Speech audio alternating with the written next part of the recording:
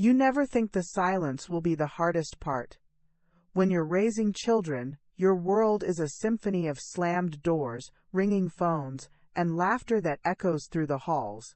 You crave silence. You dream of it. And then, one day, you get it. And you realize it's not silence at all, it's the absence of life. It's the echo of everything that used to be. This room they've put me in is very nice. That's what everyone says. Quick pause. Before we continue, tell us where in the world are you watching from? If you're enjoying these stories, make sure to hit subscribe, because tomorrow's episode is absolutely mind-blowing. Oh Mom, Sunny Meadows is so nice. The walls are a soft, buttery yellow. There's a sturdy oak dresser that doesn't belong to me, a print of a watercolor garden, generic and peaceful, and a window that looks out onto a perfectly manicured lawn, where a sprinkler hisses its monotonous tune every Tuesday and Friday. It's nice. It's also a cage with pretty wallpaper. I'm Ruth. I'm 53 years old, and I am a resident of Sunny Meadows Assisted Living. Not because I'm too frail to care for myself, not because my mind has started to wander down forgotten paths. No. I'm here because my children, the two human beings I carried and nurtured and loved with a ferocity that defied reason, decided it was convenient. It started 6 months ago with a fall. A silly, stupid fall. I was reaching for a casserole dish on the top shelf of the kitchen cabinet, the one my mother gave me, the heavy ceramic one. My foot slipped on a loose bit of tile I'd been meaning to fix, and I came down hard on my wrist. The pain was sharp and immediate, a white-hot lightning bolt. The doctor called it a Colles fracture. A clean break, but it meant a cast, and with the cast, a profound and frustrating helplessness. My daughter, Sarah, came over that first night.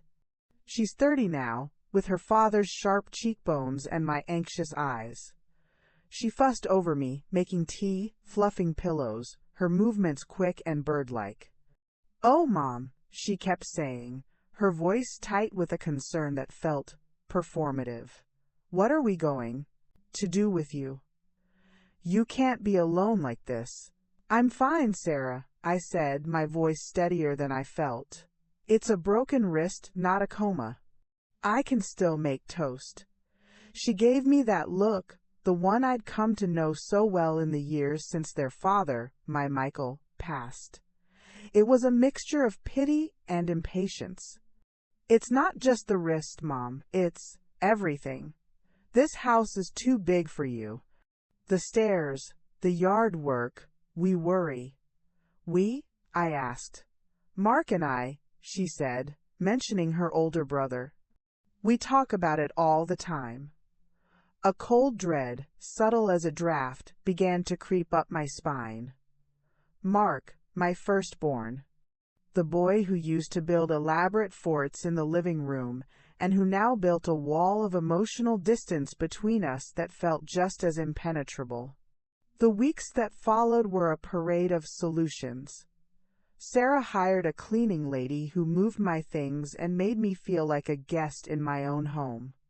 Mark came over on a Saturday, and instead of asking about my pain, he walked around the house with a contractor's critical eye, pointing out the loose handrail, the crack in the driveway, the gutters that needed cleaning. "This place is a money pit, Mom," he'd said, his voice the same flat, pragmatic tone he used in his business meetings. "And a liability. What if you'd hit your head?" I wanted to scream, "I'm 53, not 93. I'm in the prime of my life." But the cast on my arm felt like a flag of surrender, and their coordinated concern felt like a siege. The final push came during what they called a family meeting.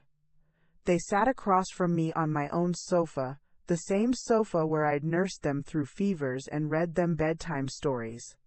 Sarah did most of the talking, her hands fluttering. "We've found the most wonderful place, Mom. Sunny Meadows. It's not a nursing home, it's assisted living. They have activities, and a dining hall, and nurses on call. You'll have so much more social interaction.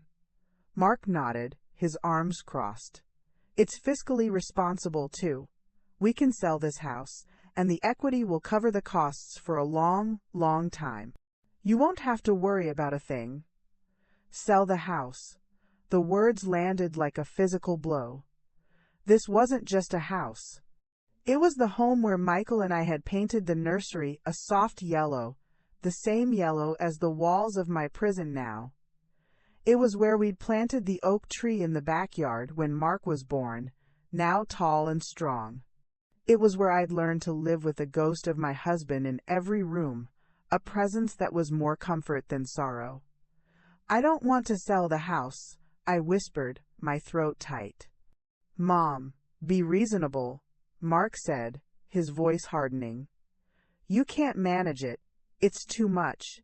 This is for the best. We're doing this because we love you. That was the cruelest cut of all, framing my imprisonment as an act of love. I looked from my son's resolute face to my daughter's pleading one, and I saw not my children, but two strangers who had decided my fate. The fight drained out of me, replaced by a heavy, cold weight of betrayal. So, I let them pack my life into cardboard boxes. I let them host the estate's sale, where strangers haggled over Michael's favorite armchair and the dining table where we'd shared 1,000 meals. I sat in the passenger seat as Sarah drove me to Sunny Meadows, my purse on my lap containing my life distilled down to a wallet, a set of keys that no longer fit any door that mattered, and a single photograph of Michael. And now, here I am, in the silence.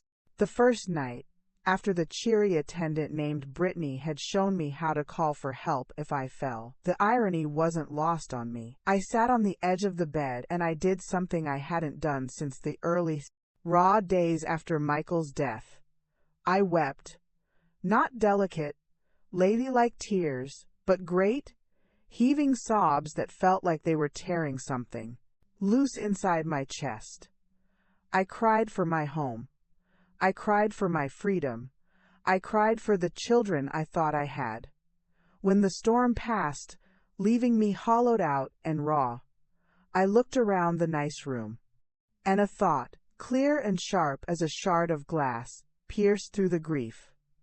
This is not the end of my story.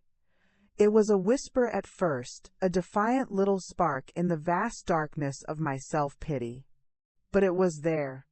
I stood up, walked to the window, and looked out at the manicured lawn, the perfectly trimmed hedges. It was all so controlled, so safe, so dead. I thought of my aunties, Grace and Clara, two sisters, my mother's dearest friends, who had become my surrogate mothers after my own passed. Auntie Grace, with her heart as wide and open as the prairie, would be clucking her tongue, her eyes filled with sympathetic tears. "Oh, my darling girl," she'd say, "those foolish, foolish children, what have they done?" But it was Auntie Clara's voice I heard the clearest. Stern, unflinching Clara, who believed that sugar-coating a truth was a form of lying. I could see her, lips pursed, her gaze sharp enough to cut diamond. "Ruth," she would say, her voice leaving no room for argument, "self-pity is a luxury you cannot afford. They have put you in a box. The question is, are you going to lie down in it, or are you going to use the walls to build yourself a ladder?" I smiled for the first time in weeks, a small, tight, grim smile. I looked at my reflection in the dark glass of the window, a pale, tired woman with red-rimmed eyes, standing in a room that wasn't hers. "Okay, Clara," I whispered to my reflection. "Okay." The game, as they say, was on. They thought they had tucked me away, that my story was over. They had no idea it was just beginning. And they had no idea that the will they thought was settled, the one Michael and I had written together years ago, was about to become the most irrelevant piece of paper in the world. The First week at Sunny Meadows is a lesson in surrender. You surrender your schedule to the blaring, overly cheerful wake-up call over the intercom. You surrender your diet to the bland, salt-free offerings in the dining hall. You surrender your dignity a little bit every time a 20-year-old aide calls you sweetie and speaks to you in that slow, loud voice, as if a broken wrist has also shattered your ability to comprehend the English language. But I was learning to surrender only what was on the surface. Inside, a different Ruth was waking up. A Ruth who was taking notes. It was during one of the mandated social hours where a dozen of us were arranged in a circle in the common room like potted plants that I met Arthur. He was a tall man, probably in his late 70s, with a magnificent head of white hair and eyes that held a glint of profound, unimpressed amusement. He was parked in his wheelchair next to me, observing the activities director. "Chloe, try to lead a rousing round of Name That Tune, with songs from the 1940 seconds. Bing Crosby." Arthur murmured under his breath. "Not to me, just to the universe at large. If it's not him, it's Doris Day." The musical repertoire here seems to have ended abruptly in 1957. I couldn't help but smile. I think I heard a Beatles song once. It caused a minor scandal. He turned his head, those sharp eyes appraising me. A new arrival. And one with all her marbles, I see. A rare commodity. "I'm Arthur." "Ruth. Pleasure, Ruth. So, what's your story? You don't move like you belong here. You still have the light of battle in your eyes." His directness was refreshing. "A broken wrist and two very proactive children," I said, the words tasting bitter. "Ah," he said, a world of understanding in that single syllable. "The benevolent eviction, a classic." He gestured with his chin around the room. "See that woman over there, Ethel?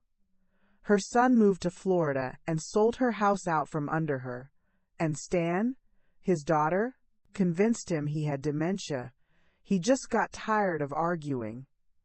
It's an epidemic. An epidemic. That's exactly what it felt like. A quiet, respectable plague of betrayal. It made me feel less alone. And yet, more furious. Later that day, I was back in my room, staring at the single, sad box of personal items my children had deemed necessary for my new life. A few photo albums, some knickknacks, my clothes. At the bottom, wrapped in an old sweater, was my laptop. Sarah had argued against it. "You don't need that stress, Mom. All those emails. We'll handle your bills. We'll handle everything." The mantra of my takeover. I plugged it in, the familiar whirring sound, a tiny rebellion. The first thing I did was call Auntie Grace. The video connected, and her warm, round face filled the screen, her silver hair a soft cloud around her head. Her eyes immediately welled up. "Oh, my sweet girl," she breathed, her voice cracking. "Look at you in that room. Those children, those ungrateful children, I could just wring their necks. After all you've done for them. How could they do this to you?" Her immediate, fierce loyalty was a balm. "I don't know, Grace. I truly don't know. We always said, Clara and I, that Mark was getting too full of himself with all that money. And Sarah, she just follows whatever he says. She never had a spine of her own, that one. Oh, honey, I'm so sorry. We talked for an hour." She cried. I cried a little, too. It was the emotional release I needed. But it was the call with Auntie Clara the next day that gave me my direction. Clara's face appeared on screen, her hair pulled back in its severe bun, her gaze as sharp as ever. She didn't cry. She took one look at me and my surroundings, and her lips thinned. "All right, Ruth," she said, skipping any pleasantries. You've had your week to feel sorry for yourself. Now, what's the plan? I don't have one, Clara. Nonsense. I can see you're thinking. Your eyes are alive. They put you in a home. Ruth. A home. What are you going to do about it? What can I do? I spread my hands, indicating the confines of the room. I'm here. The house is being sold. They have power of attorney. Power of attorney. Clara's voice could have frozen hell. You gave them that. It was after Michael died. They said it was just in case, for medical bills, to help manage things. My voice trailed off. I saw the trap now so clearly. Foolish, Clara stated, not unkindly, but with the force of fact. But not irreversible. A power of attorney can be revoked, and a will can be changed. The air went out of the room. Change the will, the final, nuclear option, the ultimate no you can utter from beyond the grave. Michael and I had built our life together, brick by brick. The will was the final brick, leaving everything to our children, a testament to our love and our hope for their future. The thought of undoing that, it felt like undoing us. Clara, I can't. Michael and I. Michael is gone. God rest his soul, Clara said, her voice softening a fraction. He loved you, Ruth. And he would be the first one handing you the pen to scratch those little traitors out. He didn't work himself into an early grave so that his children could toss his wife into storage at the first sign of inconvenience. Her words were brutal, but they rang with a truth that vibrated in my bones. Michael would have been furious. He'd have gone to war for me. But how? I asked, my mind racing. They monitor everything. Sarah checks my bank statements. Mark handles the estate. I'm a prisoner. Clara leaned closer to the screen. Then you stop playing their game. You start a new one. You have a brain. Use it. You have friends. Use us. Grace may be a soft touch, but she knows people. And I have my ways. The first thing you need is your own lawyer. Not the family lawyer Mark uses. Your own. And you need money they don't know about. That night I couldn't sleep. Clara's words echoed in the dark. A will can be changed. It felt like a betrayal of a different kind. But then I thought of Mark, coolly discussing the sale of my home as a fiscally responsible move. I thought of Sarah, packing my things with an efficiency that bordered on eagerness. They had betrayed the very foundation of our family. They had broken the covenant. I got out of bed and went to the box. Buried beneath the photo albums, tucked into my old copy of To Kill a Mockingbird, was a small, brass key. It was the key to a safety deposit box Michael had rented for me years ago for our 20th anniversary. He'd been so mysterious about it. For your independence, Eid said, that beloved, lopsided grin on his face. Every woman needs a little something that's just hers, a runaway fund. At the time, I'd laughed and called him silly. I'd never used it. After he died, in the fog of grief, I'd forgotten all about it. The bank statements for it went to a P.O. box we kept for magazine subscriptions, a box my children knew nothing about. My hands trembled as I held the key. It was cool and solid in my palm, a tiny, metallic seed of hope. The next day, during fresh air time, I told the aide I was going for a walk. I signed myself out a small act that felt wildly transgressive, and I walked the 3 blocks to the town library. From a library computer, on an email account I created named after my childhood dog, I wrote to Auntie Grace and Auntie Clara. My darlings, I typed. I need your help. Clara, you were right. It's time to stop lying down in this box. I'm going to need a lawyer, a shark. And Grace, my love, I need you to be my eyes and ears on the outside. Can you find out what's happening with the house? Has it sold yet? Within an hour, Clara had replied with a name and number. Eleanor Vance, Esquire, specializes in elder law and estate litigation. Tell her I sent you. She's a barracuda. Grace's reply was a flurry of emotional support and immediate action. Of course, my darling. I'll drive by the house today. I'll pretend I'm looking for a friend. I'm on it. Telling and preparing this story took us a lot of time. So, if you're enjoying it, subscribe to our channel. It means a lot to us. Now, back to the story. Oh, I feel like a spy. Sitting in the hushed silence of the library, surrounded by the scent of old books and dust, I felt a power I hadn't felt in months. I was taking back control. This was no longer about just me. It was about every Arthur, every Ethel, every Stan who had been neatly, quietly filed away by children who saw them as a problem to be solved, and I was about to open a ledger my children never knew existed. The first entry was going to be a doozy. The First Federal Bank on Main Street was a grand, old building with marble floors that echoed. I felt like a character in a heist movie, a nervous, 53-year-old widow clutching a brass key in her sweaty palm. I'd told the Sunny Meadows staff I was going to the pharmacy, another small, necessary lie that now felt like a vital survival skill. The bank manager, a young man with a nameplate that read, Kevin, looked at me with polite suspicion when I asked to access my box. I hadn't been here in over a decade. My heart hammered against my ribs. What if Michael had closed it? What if there was nothing inside but old love letters and a sense of foolish nostalgia?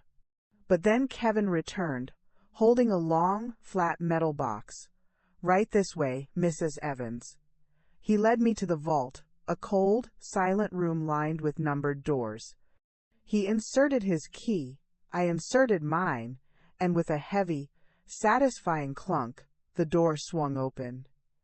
He placed the box in a small, private room and left me alone. I stood there for a full minute, just staring at it. This was Michael's secret. Our secret. My hands were shaking as I lifted the lid. On top, there was a folded piece of lined paper, the kind torn from a legal pad. In Michael's familiar, looping handwriting, it read, My dearest Ruth, if you're reading this, it means you finally decided to run away. Good for you. I hope you're going somewhere wonderful. Or, maybe you just finally need this. Whatever the reason, it's yours. All of it. Every penny I squirreled away was for you, for this moment, whatever it might be. Be bold, be reckless, be happy. All my love, always. Michael. Tears blurred my vision. He had known. Somehow, my pragmatic, steady husband had known there might come a day when I would need an escape route. I traced the letters of his name with my finger, the paper feeling like a sacred text. Beneath the letter was a layer of tissue paper. I peeled it back. There was jewelry. Not just my everyday pieces, but things I'd forgotten about. My grandmother's emerald ring. The diamond studs Michael had given me for our 10th anniversary. A beautiful, antique pearl necklace. He must have been quietly adding to this collection for years. Under the jewelry, there were bundles of cash, neat stacks of $100 bills, held together with paper bands. I counted them, my breath catching. $20,000. A runaway fund, indeed. And at the very bottom, there was a thick, legal-sized envelope. I opened it, and a sheaf of stock certificates slid out. They were for a company called NetSolve. The name was vaguely familiar. Michael had had a friend from college, a brilliant, eccentric man named David, who had started a tech company back in the early 2000s. It was a long shot, he'd said. He'd invested a few $1,000s as a favor, a gamble. We'd never thought about it again. The company had been bought out years ago by a giant, but we'd assumed the stock was worthless, a paper memory. But these certificates were different. They were newer. They represented shares in the new company after the buyout. I had no idea what they were worth. It could be nothing. It could be. I carefully packed everything back into the box, my mind reeling. The cash alone was a lifeline. The jewelry was a small fortune. The stocks were a mystery. But more than any of it, the letter from Michael was the real treasure. It was his voice, from beyond the grave, giving me his blessing to fight. I took $5,000 in cash, the NetSolve envelope, and the pearl necklace. I left the rest, locking my newfound power back in its vault. Walking out of the bank, the sun felt warmer on my face. The world felt bigger. I had resources. My next stop was the library again. I needed to understand what I had. I logged into my secret email and found a message from Grace. "Darling," I drove by. "There's a sign, a for sale sign. It's from Premier Properties. It has Mark's name on the bottom as the contact. The audacity. It says, motivated seller. Oh, Ruth, my heart is breaking for you. It looks so empty." The news was a fresh wound, but this time, it didn't debilitate me. It fueled me. Motivated seller. They couldn't wait to be rid of my past, of their own history. I opened a new tab and searched for NetSolve stock. The results made me grip the edge of the library table. NetSolve had been acquired by a tech giant in a massive all-stock deal. The shares I held, the ones Michael had bought for pennies on a whim, were now shares in one of the most stable, valuable companies in the world. I did some rough calculations based on the current stock price. I sat back in the hard plastic chair, lightheaded. It was more than I could have ever imagined. It was life-changing money. Michael's silly gamble, his secret stash for me, was worth over $2 million. I started to laugh, a quiet, hysterical sound that made the librarian shush me. My children were selling my $300,000 house, a house they saw as a huge windfall, while I was sitting on a fortune they knew nothing about. The irony was so thick I could taste it, metallic and sweet. I immediately wrote to Clara. "I've found something. I need to see Eleanor Vance as soon as possible, and I need you there." Her reply was swift. "Tomorrow, 10 a.m., her office. I'll pick you up. Tell them you have a doctor's appointment." The next morning, I dressed with more care than I had in months. I put on a simple, elegant navy blue dress and fastened the pearl necklace from the safety deposit box around my neck. It felt like armor. When Clara pulled up in her pristine, 10-year-old Buick, she gave me a slow, appraising look. "The pearls," she said, a flicker of approval in her eyes. "Good. You look like a woman who means business, not a patient." Eleanor Vance's office was in a modern building downtown, all glass and steel. It was a world away from the floral carpets of Sunny Meadows. Her receptionist led us into a conference room with a view of the city. Eleanor herself was exactly as Clara had described, a barracuda. She was in her 50s, with a sleek, dark bob, a razor-sharp black suit, and eyes that missed nothing. "Ruth," she said, shaking my hand with a firm, dry grip. "Clara has told me a little. Why don't you tell me the rest?" So I did. I told her everything. The fall, the concern, the family meeting, the sale of my home, the power of attorney. I showed her the financial statements I'd managed to print at the library, the ones where Mark had been making management withdrawals. I told her about the safety deposit box, the cash, the jewelry, and finally, I slid the NetSolve stock certificates across the polished table. Eleanor listened without interruption, her fingers steepled under her chin. When I finished, she picked up the stock certificates and examined them. "Well," she said, a slow, predatory smile spreading across her face. "This changes the game entirely. Your children haven't just been greedy, they've been stupid. They moved you out and started selling your assets without a full and transparent accounting. They had no idea about this." She tapped the certificates. "This is a failure of their fiduciary duty, which, given the power of attorney, they absolutely had." "What do we do?" I asked, my voice steady. "First, we revoke the power of attorney. Today. I'll draft the document, you sign it, and we send it to them via certified mail. That will be our opening shot across the bow. It will terrify them. And then?" "Then," she said, her eyes glinting, "we go on the offensive.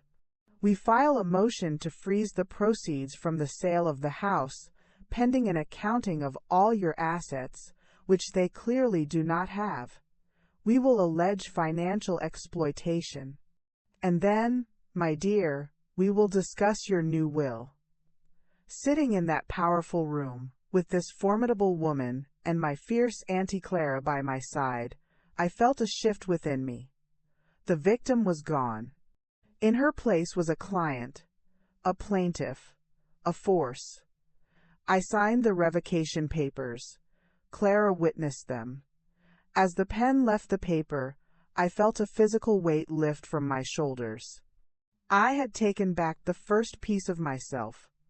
On the drive back to Sunny Meadows, Clara was quiet for a while. Then she said, "Michael would be proud of you today, Ruth." I looked out the window at the passing world, my hand going to the pearls at my throat. "I know," I said. And for the first time, I truly believed it. The ledger was open, and the first entry was a declaration of war. The letter from Eleanor Vance arrived at Mark's office, and Sarah's home via certified mail 2 days later. I knew this because my phone, the one Sarah had given me for emergencies, erupted like a volcano. It was Sarah first, her voice a shrill panicked tremor. "Mom, what is this? A letter from a lawyer? It says you've revoked our power of attorney. What's going on? Are you okay? Has someone gotten to you?" I was prepared for this.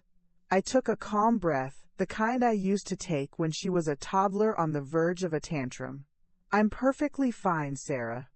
I've simply decided to manage my own affairs again." But why? We were helping you. How are you going to manage from in there? This doesn't make any sense." I could hear the wheels spinning in her head, the carefully constructed narrative of my incompetence crumbling. "It makes perfect sense to me," I said, my voice even. "And I've hired an excellent lawyer to help with the details, Eleanor Vance. You can direct any further questions to her." There was a stunned silence on the other end of the line. "A lawyer? Mom, this is crazy. We're your family." "Yes," I said softly. "You are." And then I hung up. It was the most powerful thing I had done in years. The next call was from Mark, barely an hour later. His tone was not panicked. It was cold, hard anger. "Mother." He never called me mother, it was always Mom. The word was a weapon. "What the hell is this? Is this some kind of senile stunt? Who is this Eleanor Vance? I'm coming over. We need to talk about this." "There's nothing to talk about, Mark. The decision is made." "I'll be there in 20 minutes, he said, and the line went dead. My heart began to pound. A confrontation. I had known it was coming, but the reality of it sent a jolt of primal fear through me. This was my son, the little boy I had sung to sleep, and now he was coming to what was this place? My cell? My sanctuary? It was about to become a battlefield. I went to find Arthur. He was in the sunroom, working on a crossword puzzle. "Arthur," I said, my voice betraying a slight quiver. "I may need a witness." He looked up, his sharp eyes taking in my tense posture. "The children?" I nodded. "Say no more." He closed his puzzle book. "Shall we await the barbarians in the common room? Better sightlines and more witnesses. Never fight a battle alone when you can have an audience." He was right. The common room it was. I chose a high-backed armchair near the fireplace, a position of small authority. Arthur positioned his wheelchair nearby, a silent sentinel. We didn't have to wait long. Mark stormed in, his face a thundercloud. Sarah trailed, behind him, wringing her hands. They looked so out of place here, these two well-dressed, agitated figures amidst the slow, quiet rhythm of Sunny Meadows. Residents looked up from their puzzles and newspapers, sensing the drama. "Mom," Mark said, his voice low and tight, trying to contain his fury in public. "We need to talk, in private." His eyes flickered to Arthur with open contempt. "Anything you have to say to me, you can say here," I said, my hands folded neatly in my lap. "This is my home now. These are my friends." Mark's jaw tightened. "Fine. What is the meaning of this?" He brandished the letter from Eleanor, revoking the POA. "Hiring some lawyer? This is irrational. You're not thinking clearly." "On the contrary," I said, "I'm thinking more clearly than I have in a long time. I do not wish for you to manage my affairs any longer." "But why?" Sarah cried, her voice breaking. "We've done everything for you. We found you this lovely place. We're handling the house sale so you don't have to worry." "The house," I said, my gaze locking on Mark. "My house, the one you're selling as a motivated seller. Why is your name on the sign, Mark? Isn't that a conflict of interest?" He flinched, caught off guard. He hadn't expected me to know that. "I'm handling it to make sure you get the best price. To save you the realtor's commission. It's for your benefit." "Is it?" I asked, my voice dangerously quiet. "And the management fees you've been withdrawing from my accounts? Were those for my benefit too?" The color drained from his face. Sarah looked at him, her confusion genuine. "Management fees? Mark, what is she talking about?" "She doesn't know what she's talking about." He snapped at his sister, before turning his venom back on me. "This is exactly what I was afraid of. The isolation, the paranoia. Someone has been filling your head with lies." His eyes swept over Arthur again. "Who is this man? What has he been telling you?" Arthur spoke for the first time, his voice a dry, calm rumble. "Young man, I have merely been enjoying Mrs. Evans's company. She is, and has always been, in full possession of her faculties, more, I dare say, than you are at this moment." Mark ignored him, leaning closer to me. "Mom, listen to me. You are making a huge mistake. You are going to lose everything. You need us." I looked at him, my son, his face twisted by greed and frustration. I saw the little boy who used to cry when he skinned his knee. I saw the young man Michael had been so proud of at his college graduation, and I saw the stranger who had calculated my worth and found it wanting. "No, Mark," I said, my voice clear and carrying in the quiet room. "I don't need you, not like this. I have a lawyer, I have friends, and I have my own mind. The conversation is over. You can show yourselves out." For a long moment, he just stared at me, disbelief warring with rage. He had never been defied by me before. Not like this. I had always been the soft place to fall, the easy yes. He didn't know this, Ruth. Sarah was crying openly now. Mom, please. Goodbye, Sarah, I said, my heart cracking but my resolve firm. Mark straightened up, his expression turning to stone. This isn't over. He turned on his heel and strode out, grabbing Sarah's arm and pulling her along with him. The common room was utterly silent for a moment after they left. Then, a slow clapping started from the corner. It was Ethel, the woman Arthur had pointed out to me. Soon, a few others joined in, a soft, respectful applause. They understood. They had all faced their own versions of Mark and Sarah. Arthur wheeled himself closer to me. Well done, General, he said quietly. The first battle is always the hardest. I let out a breath I didn't realize I'd been holding. My hands were trembling, but inside, I felt a core of steel. I had faced them down. I had won. The next day, Eleanor Vance filed the motion to freeze the proceeds from the house sale. The barracuda had taken her first bite. And it was a lethal one. The war was now official, and for the first time I knew without a doubt that I was going to win it. The paperwork arrived at Sunny Meadows in a thick, important-looking envelope. A process server, a bored-looking young man in a cheap suit, had handed it directly to me in the lobby. It was a copy of the motion filed by Eleanor Vance in probate court. The title alone was a piece of brutal poetry: Emergency Motion to Freeze Assets, and for a preliminary accounting. I took it to my room and read it slowly, the legal language both alien and deeply personal. It was my life, my betrayal, translated into cold, hard facts. It laid out the timeline of my incapacity, the granting of the power of attorney, the swift move to sell the house, and the suspicious and unexplained withdrawals from my accounts. It mentioned the existence of significant, previously undisclosed assets, my safety deposit box, which my children, as my fiduciaries, had failed to account for.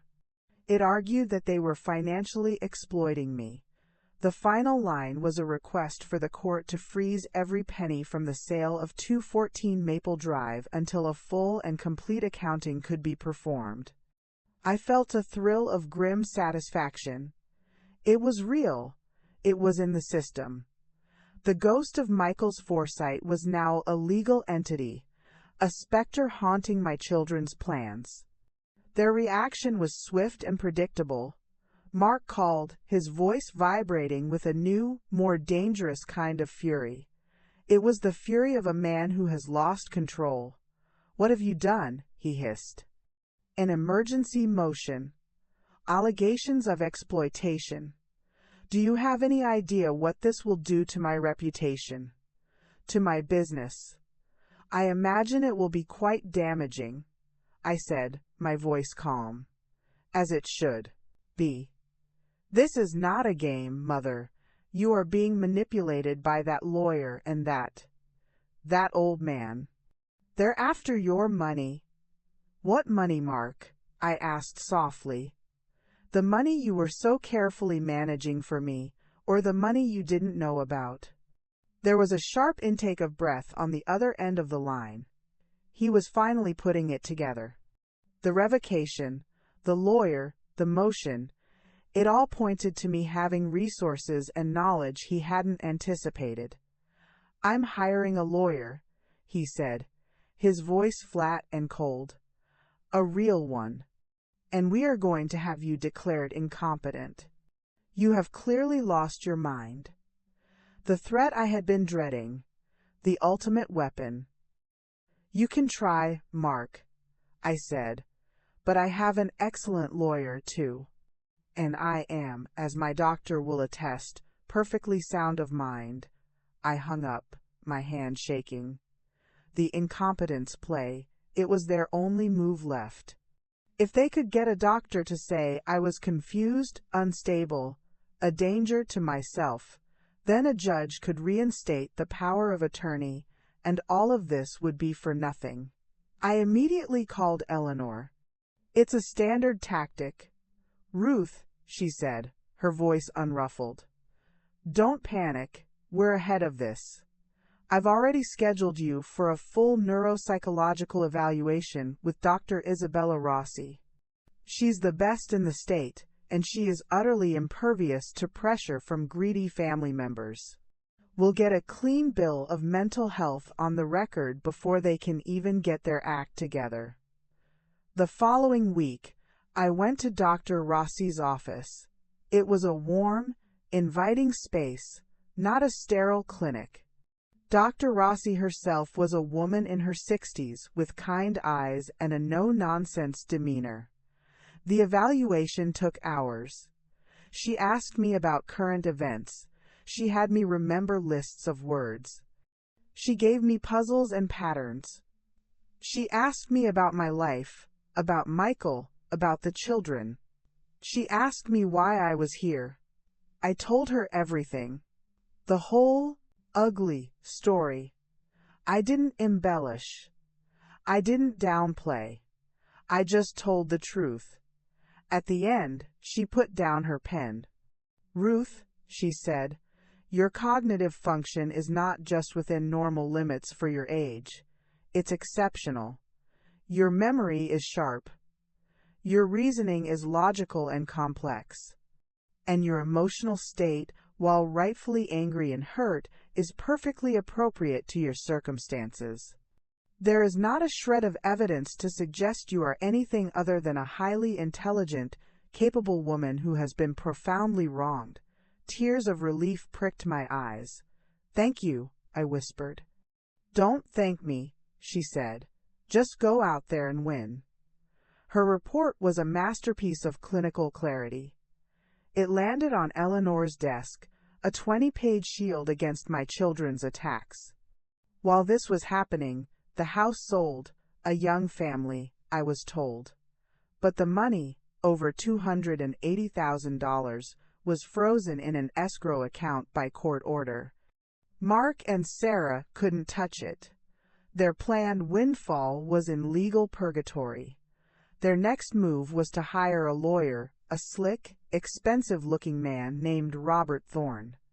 He contacted Eleanor to schedule a mediation. "A peace conference," Eleanor agreed, but she was cynical. "They're testing the waters," she told me. "They want to see how strong our case is. They want to see you. Don't be fooled. This is not about peace. It's about reconnaissance." The mediation was held in a neutral conference room at another law firm. I wore the navy dress and the pearls again. Eleanor and I arrived together. Clara was waiting for us in the lobby, a solid, immovable presence. Mark, Sarah, and Robert Thorne were already there. Mark looked tired, his expensive suit unable to hide the strain. Sarah looked pale and miserable. Robert Thorne had a practiced, sympathetic smile that didn't reach his eyes. "Ruth," Thorne began, in a voice meant to be soothing. "May I call you Ruth? We're all here today to try and find a way through this. Unfortunate misunderstanding. This is tearing your family apart." "The misunderstanding," Eleanor cut in, her voice like ice, "is that your clients believed they could sell my client's home and liquidate her assets without her knowledge or consent, while simultaneously helping themselves to her funds. The only thing being torn apart is Ruth's financial security." Thorne held up his hands. "Let's not get bogged down in accusations. Mark and Sarah were acting out of love and concern. They were worried about their mother's safety. The financial decisions were made with her best interests at heart. Is that why Mr. Evans listed the property himself, pocketing the commission that should have gone to his mother?" Eleanor asked, her eyebrow arched. "And why he has been taking monthly management fees from her investment account since well before her fall. That's quite a long-running concern for her safety." Mark shifted in his seat. The market is volatile. I was actively managing her portfolio. And the fees were disclosed and approved by Ruth, I assume? Eleanor pressed. He said nothing. Sarah was staring at the table, her shoulders hunched. Look, Thorne said, switching tactics. This is painful for everyone. Surely we can come to a settlement. The house is sold. Let's unfreeze the funds. We can set up a trust, with Mark and Sarah as co-trustees, to ensure Ruth's care at Sunny Meadows is paid for. The rest can be distributed to the children now, as an early inheritance, avoiding further probate. It was so transparent it was almost laughable. They wanted the money. They wanted control. They wanted to tie me up in a trust so they could continue to manage me from a distance this time. I spoke for the first time. No. Everyone looked at me. No, I repeated. There will be no trust with Mark and Sarah as trustees. There will be no early inheritance.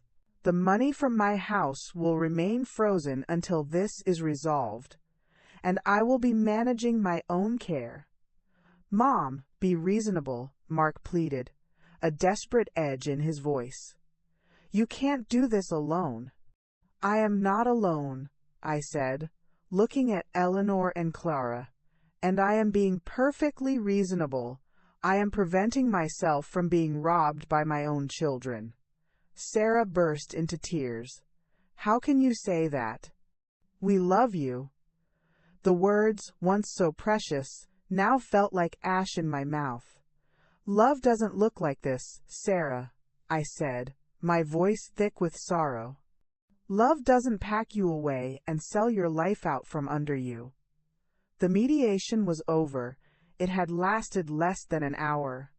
As we stood to leave, Robert Thorne looked at Eleanor.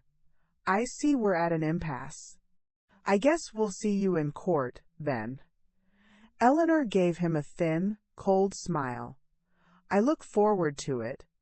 As we walked out, Clara looped her arm through mine.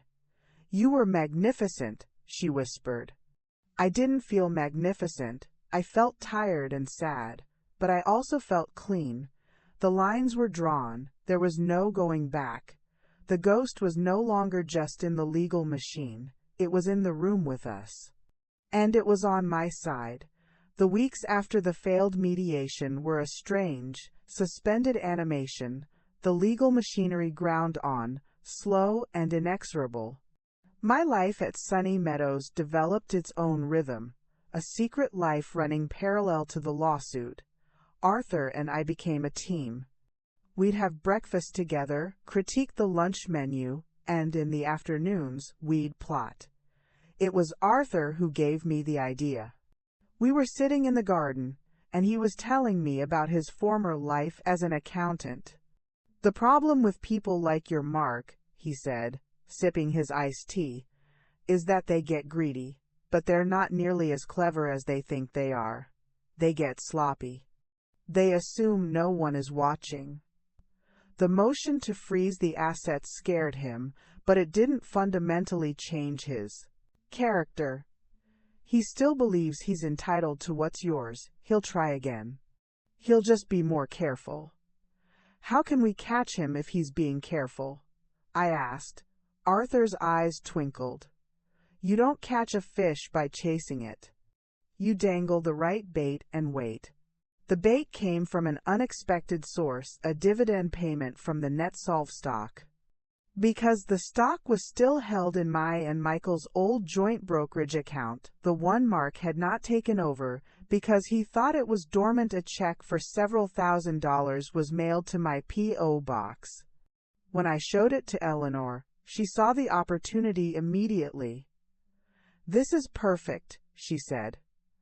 This account is off his radar. We can use it. Her plan was simple, elegant, and ruthless. I would deposit the check into the old joint account. Then, I would call Mark. It was time for a performance. I waited until a Tuesday evening. I knew he'd be home from work, likely stressed. I made my voice sound a little frail, a little confused. Mark, it's Mom. What is it? He said, his voice weary, guarded. I got a letter from the bank. About that old account, the one with your father. There's some money in it. A dividend, I think. It's all so confusing. I don't know what to do with it. I thought you could help. I could almost hear the gears turning in his head. A forgotten account. Money, his help. What kind of account? He asked, his tone shifting to one of forced patience. I don't know, honey. It's all numbers and legal words. The check is here. It's made out to me. I just don't want to make a mistake. There was a long pause. I held my breath. All right, he said, his voice softening into a familiar patronizing tone. Don't worry about it, Mom. You've got enough on your plate. Just sign the check over to me. Write pay to the order of Mark Evans on the back, and sign your name. I'll deposit it into your account and make sure it's handled properly. My blood ran cold. He wasn't even trying to be subtle anymore. He wanted me to sign it directly over to him. Are you sure that's the right thing to do? I asked, layering on the uncertainty. Yes, Mom, I'm sure. It's the easiest way. I'll take care of everything. Just mail it to me tomorrow. Okay, Mark, I said, my voice a whisper. Thank you, honey. I hung up and looked at Eleanor, who was listening on speakerphone. Her expression was grimly satisfied. Got him, she said. The next day, we didn't mail the check. Instead, Eleanor had a forensic document expert witness it as I endorsed it exactly as Mark had instructed. We photographed it. Then, we deposited it into my new private bank account, the one only Eleanor and I knew about. We waited. A week later, Mark called, his voice tight. Mom, that check never arrived. Oh dear, I said. I must have gotten confused. I'm so sorry, Mark. I'll look for it. We let him stew for another week. Then, Eleanor filed a new motion with the court. It was a supplement to our original case. It included a transcript of the phone call, the photographed check, and an affidavit from the document expert. It outlined a clear, premeditated attempt by Mark to divert my assets for his own use, after his power of attorney had been revoked and after he had been served with a lawsuit for doing the exact same thing. It was the sting. And he had walked right into it. The effect was catastrophic for them. Robert Thorne, their lawyer, called Eleanor within an hour of being served. My clients are willing to settle, he said, his voice stripped of all its earlier confidence. The terms? Eleanor asked, putting him on speakerphone for my benefit. They will drop any challenge to your client's competency. They will agree to a permanent injunction barring them from any financial control over Ruth's affairs. They will submit a full accounting of all funds withdrawn under the POA. In return, you drop the motion for sanctions and unfreeze the house proceeds. They will walk away with their share of the house sale, and that's it. It was a complete surrender. They were giving up on controlling me, on the inheritance, on everything. They just wanted to get out of the lawsuit with whatever they could salvage and avoid further legal consequences. Eleanor looked at me, her eyebrows raised, asking the silent question. I thought about it. I thought about the years of love, the Christmases, the birthdays. I thought about the grandchildren I might never see again. I thought of Michael. Taking the house money away from them felt final. It felt like severing the last tie. But then I thought of the motivated seller sign. I thought of the look in Mark's eyes in the common room. I thought of him asking me to sign that check over to him, exploiting a feigned weakness he believed was real. I shook my head. Eleanor understood. "That's not acceptable, Robert," she said into the phone. "Given the evidence of ongoing bad faith, particularly this latest attempt to misappropriate funds, my client is no longer willing to simply return the stolen property and call it even. We will be proceeding to court.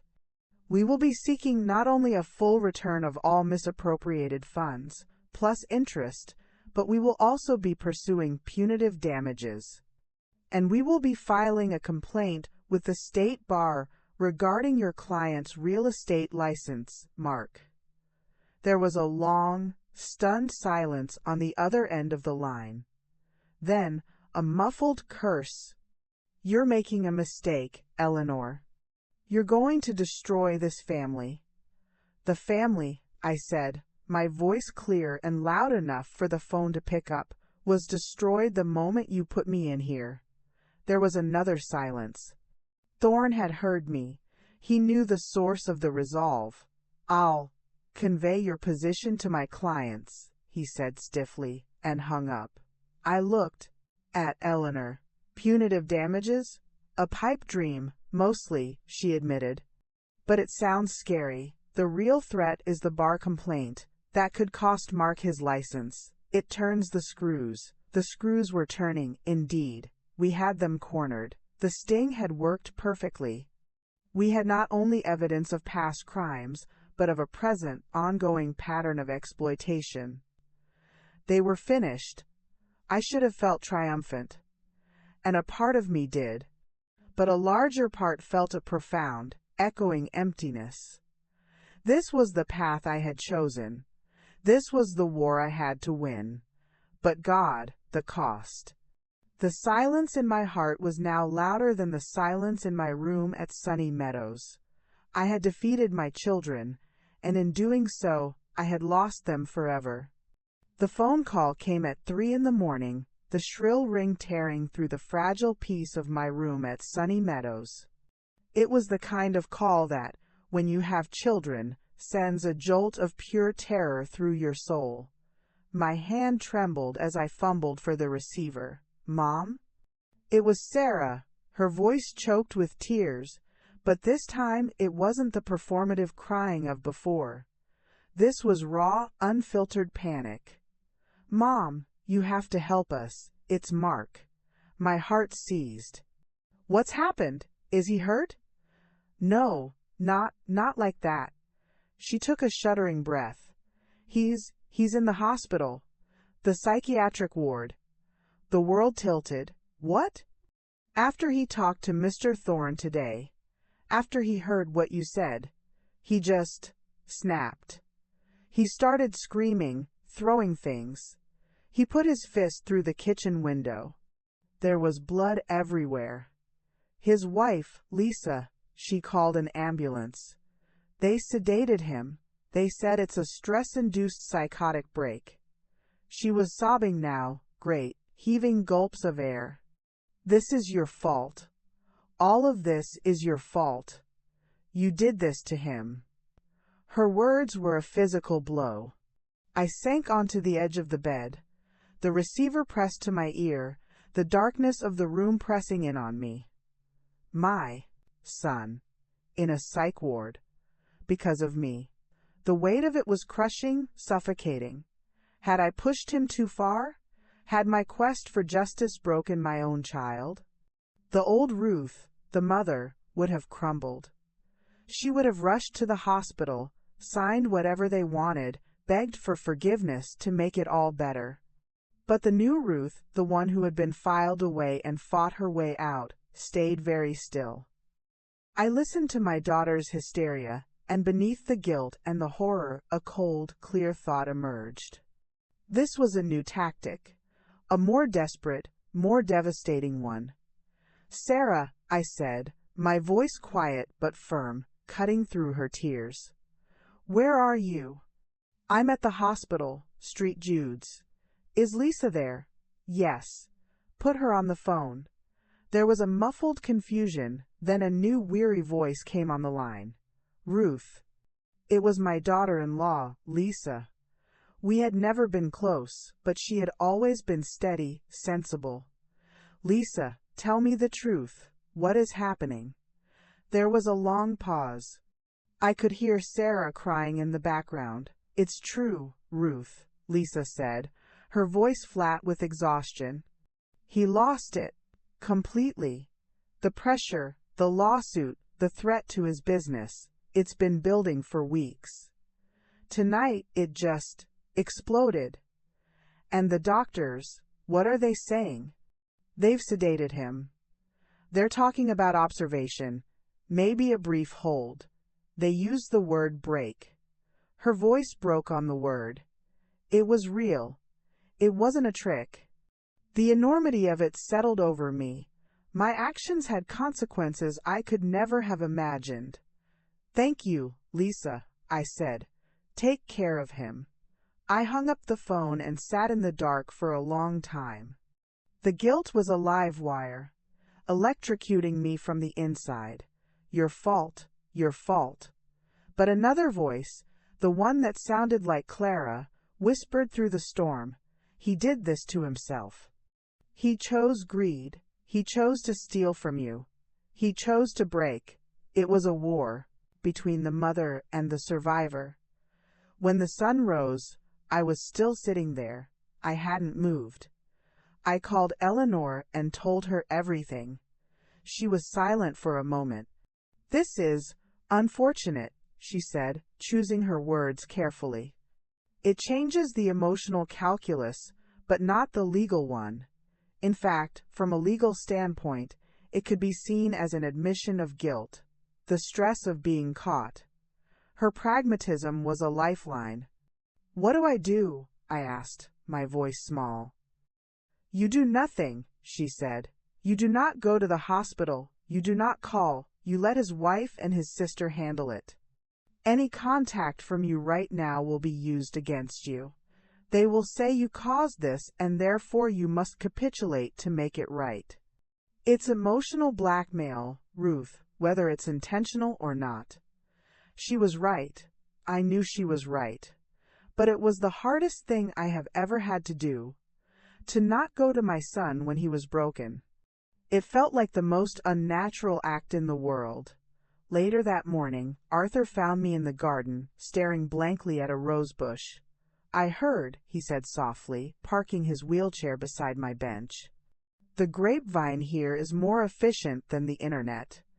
They think it's my fault, I whispered. Of course they do, he said. It's easier than admitting it's their own. But listen to me, Ruth. You did not put him in that hospital. His own choices, his own actions, his own character put him there. You were simply the mirror that showed him what he had become. And he couldn't bear to look. I looked at Arthur, this man who had become my wisest friend. How do you live with that? Knowing your fight broke your child. You didn't break him, he said firmly. He was already cracked. You just applied pressure. And you are not responsible for the fractures in a soul you did not create. His words were a balm. They didn't take the pain away, but they gave me a frame to hold it in. The next few days were a nightmare. Sarah called repeatedly, leaving sobbing, accusatory messages. He's asking for you, Mom. How can you be so cold? He's your son. Each message was a fresh turn of the knife.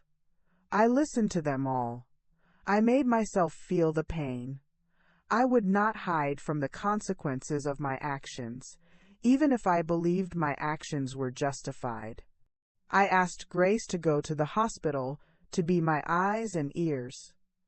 She reported back that Mark was stable, sedated, and deeply ashamed. The doctors were talking about intensive therapy.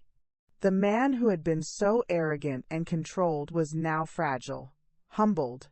It was, in a terrible, twisted way, his rock bottom. A week after the incident, Robert Thorne called Eleanor. His voice was completely different. All the slickness, all the bluster, was gone. He sounded defeated. My clients are ready to settle, he said. Completely. On your terms. Eleanor put him on speaker. Which terms are those? All of them. They will submit a full and final accounting. They will voluntarily repay every cent taken from Ruth's accounts, with interest calculated at the statutory rate. They will sign a permanent, legally binding agreement never to seek any financial or legal control over Ruth again. They will drop any and all claims to her estate. They will not contest any will. In return, you do not pursue punitive damages, and you do not file the bar complaint against Mark. It was unconditional surrender. They were giving back everything they had taken and walking away with nothing. They were saving Mark's career, but sacrificing any future claim to my life. Eleanor looked at me. This was it, the end of the war. I thought of Mark in the hospital, broken. I thought of the grandchildren. I thought of the long, lonely road ahead, and then I thought of my home, my freedom, my self-respect. I nodded. We have a deal, Eleanor said into the phone. I'll draft the agreement. When she hung up, the room was silent. We had won. A total, absolute victory. I should have felt elated. Instead, I felt quiet, hollowed out. I had gotten everything I wanted. I had secured my freedom, my fortune, my future, and I had lost my children to do it. That night, I dreamt of Michael. We were in the backyard of the house on Maple Drive, under the oak tree. He was young, and he was smiling. You did it, Ruthie, he said, his voice full of love. You were so brave. It cost me our children, Michael, I cried in the dream. He reached out and touched my cheek. No, my love. It cost them you. I woke up with tears on my pillow, but a strange sense of peace in my heart. The reckoning was over. The price had been paid. Now it was time to learn how to live with what was left. The signing of the settlement agreement was a dry, anticlimactic affair in Eleanor Vance's office. Mark and Sarah were not present. Robert Thorne signed on their behalf, his hand moving quickly, as if eager to be rid of the whole business. I signed my name with a steady hand, Ruth Evans, taking back official ownership of my life. The money from my house was released from escrow. The amount Mark had taken, plus a significant chunk of interest, was wired directly back into my account. The legal battle was over. I was free. But freedom, I was discovering, is a landscape you have to learn to navigate. The fences were down, but I was still standing in the field, unsure which way to walk. The first thing I did, with Eleanor's guidance, was to buy the cottage. It was a sweet, two-bedroom place on a quiet lane, with a small garden in the back and a porch with a swing. It was mine. Only mine. The day I got the keys, I walked through the empty rooms, my footsteps echoing, and I felt not sadness, but a profound sense of possibility. This house would hold no ghosts. It would only hold my future. Arthur helped me find it. He'd become my chief advisor and dearest friend. You need light, he'd said, and a garden you can manage, and no stairs. He was right. We found the perfect place just a few doors down from his own small house. The Vengeance Village, he'd joked, and the name had stuck. Moving out of Sunny Meadows was a quiet triumph. I didn't make a fuss. I simply packed my things, which had grown to include books Arthur had given me, a quilt Grace had made, and a stubborn, succulent Clara had insisted would teach me responsibility, and I left. The staff wished me well, with a hint of bewilderment. People didn't usually leave Sunny Meadows unless it was in a hearse. But there was one final piece of business. The will. Eleanor came to my new cottage to discuss it. We sat at my new kitchen table, sunlight streaming through the window over the sink. The old will is null and void, she said, placing a thick document in front of me. This is the new one. It reflects your wishes, as we discussed. I looked at the document. It was the physical manifestation of my new reality. Let's go through it, I said. Very well, Eleanor began, in her precise, lawyerly tone. You, Ruth Ann Evans, being of sound mind and body, hereby revoke all prior wills and codicils. She looked at me. That's standard. I nodded. Article 2, Payment of Debts and Taxes. Also standard. Article 3, Specific Bequests. She adjusted her glasses.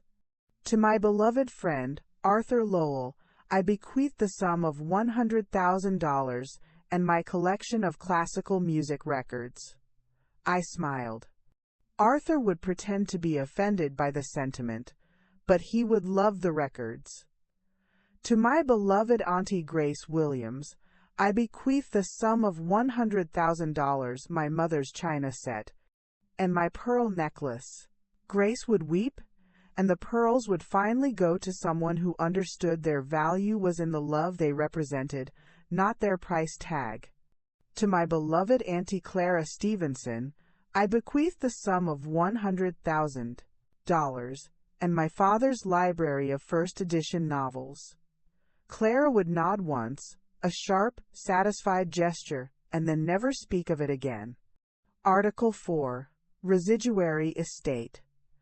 Eleanor's voice grew more serious. The rest, residue, and remainder of my estate, of whatever kind and wherever located, I give, devise, and bequeath to the newly established Evans Foundation for Elder Justice, a non-profit corporation to be formed upon my death, dedicated to providing legal aid and advocacy for seniors facing financial exploitation and involuntary institutionalization. This was the heart of it, the nuclear option. Every penny that remained, the millions from the net sold stock, the remainder of the house sale proceeds, everything would go to this foundation. My name would live on, not as a mother or a grandmother, but as a patron saint of fought battles. The foundation would be run by a board consisting of Eleanor, Arthur, Grace, and Clara. There was not a single mention of Mark or Sarah. They were ghosts in this document, conspicuous only by their absence. And the letter? I asked. Eleanor opened her briefcase and took out a single sheet of paper, sealed in a plain white envelope. It is attached as an exhibit to the will. It is not a legally binding document, but it will be delivered to them upon probate. I took the envelope. It felt heavy, though it was just one page. On it, I had written, "For Mark and Sarah." Inside was the letter I had labored over for weeks. It was not long. It was not full of recriminations. It was simple. My children, if you are reading this, I am gone. This letter is the only inheritance I can leave you that has any real value.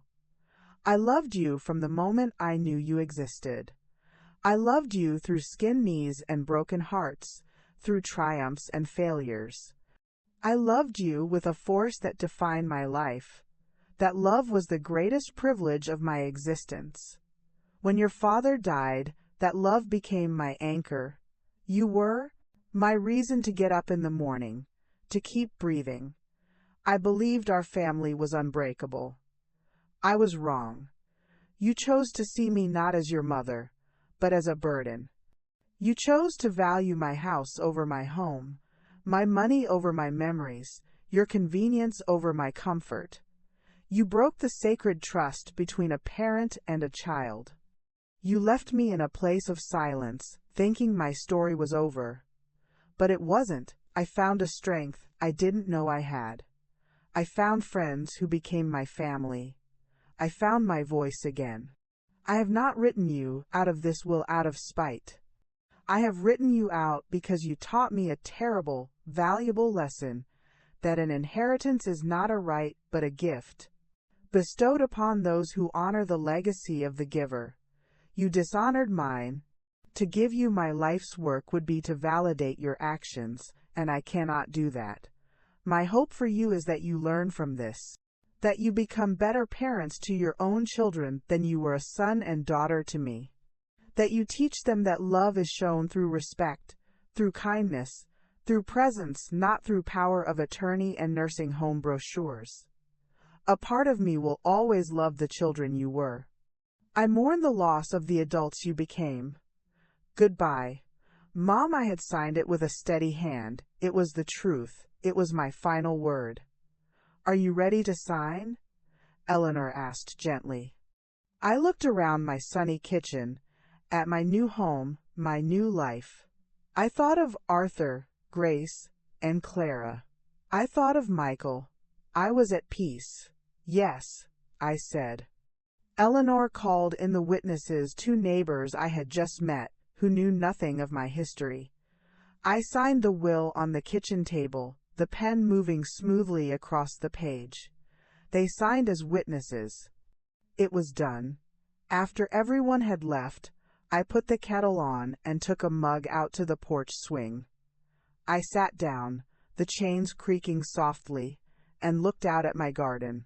The silence here was different. It was filled with the chirping of sparrows, the rustle of leaves in the breeze, the distant sound of a lawn mower. It was the sound of life, of a world moving forward. My children had left me in a nursing home, and I had left them out of my will. The symmetry was perfect, and terrible, and just. I had lost my children, but I had found myself. And as I sat on my porch, in my home, surrounded by the quiet hum of my own hard-won freedom, I knew, without a doubt, that it was a fair trade. The story was over, and it was just beginning. The first autumn in my cottage was a symphony of gold and crimson. The maple tree in my front yard turned into a blazing torch, and I spent hours on my porch swing, wrapped in a blanket, watching the leaves drift down. Arthur would often join me, and we'd sip tea or something stronger and talk about everything and nothing. We were 2 survivors, 2 escapees, and we understood the precious, quiet value of a peaceful afternoon. The Evans Foundation for Elder Justice was officially established. Eleanor, with her typical ferocious efficiency, had handled the paperwork. We decided to fund it initially with a small portion of the net sold stock, enough to hire a part-time director and begin taking on cases. It felt right. My pain was being transformed into a shield for others. Clara, on the board, was a formidable watchdog over the funds. Grace was our heart, offering comfort and kindness to the clients we helped. Arthur was our strategist. And I was the quiet benefactor, the living proof that it was never too late to fight back. One crisp October afternoon, I saw a familiar car slow down as it passed my house. It was Sarah's car. My breath caught in my throat. She didn't stop. She just slowed almost to a crawl, and I saw her face, pale and strained, turn to look at my cottage, at me on the swing. Our eyes met for a split second across the distance. I saw a universe of regret in that glance. Then she accelerated and drove away. My hand went to my heart. It ached, a deep, old pain, but it didn't break me. I simply watched the space where her car had been, and then I turned back to the falling leaves. A few weeks later, a letter arrived. It was from Mark. My hands trembled as I opened it. It was brief, written in his now uncertain handwriting. Mom, I've been discharged. I'm in therapy. It's hard. I am sorry for everything. The words are inadequate, but they are true. I lost my way. I became a man I didn't recognize, and I am trying to find my way back. I understand why you did what you did. I don't know if I can ever forgive myself, but I hope one day you might be able to. I love you. Mark, I read it 3 times. Then I folded it carefully and placed it in the small wooden box on my dresser, next to Michael's letter from the safety deposit box. I didn't know what to do with it. It was an apology, but it couldn't rebuild what was broken. The bridge was gone. We were on opposite sides of a canyon, and all we could do was wave at each other from the distant edges. I didn't reply.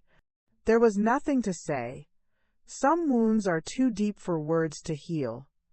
The silence between us was now a choice, a necessary space for us both to heal in our own ways.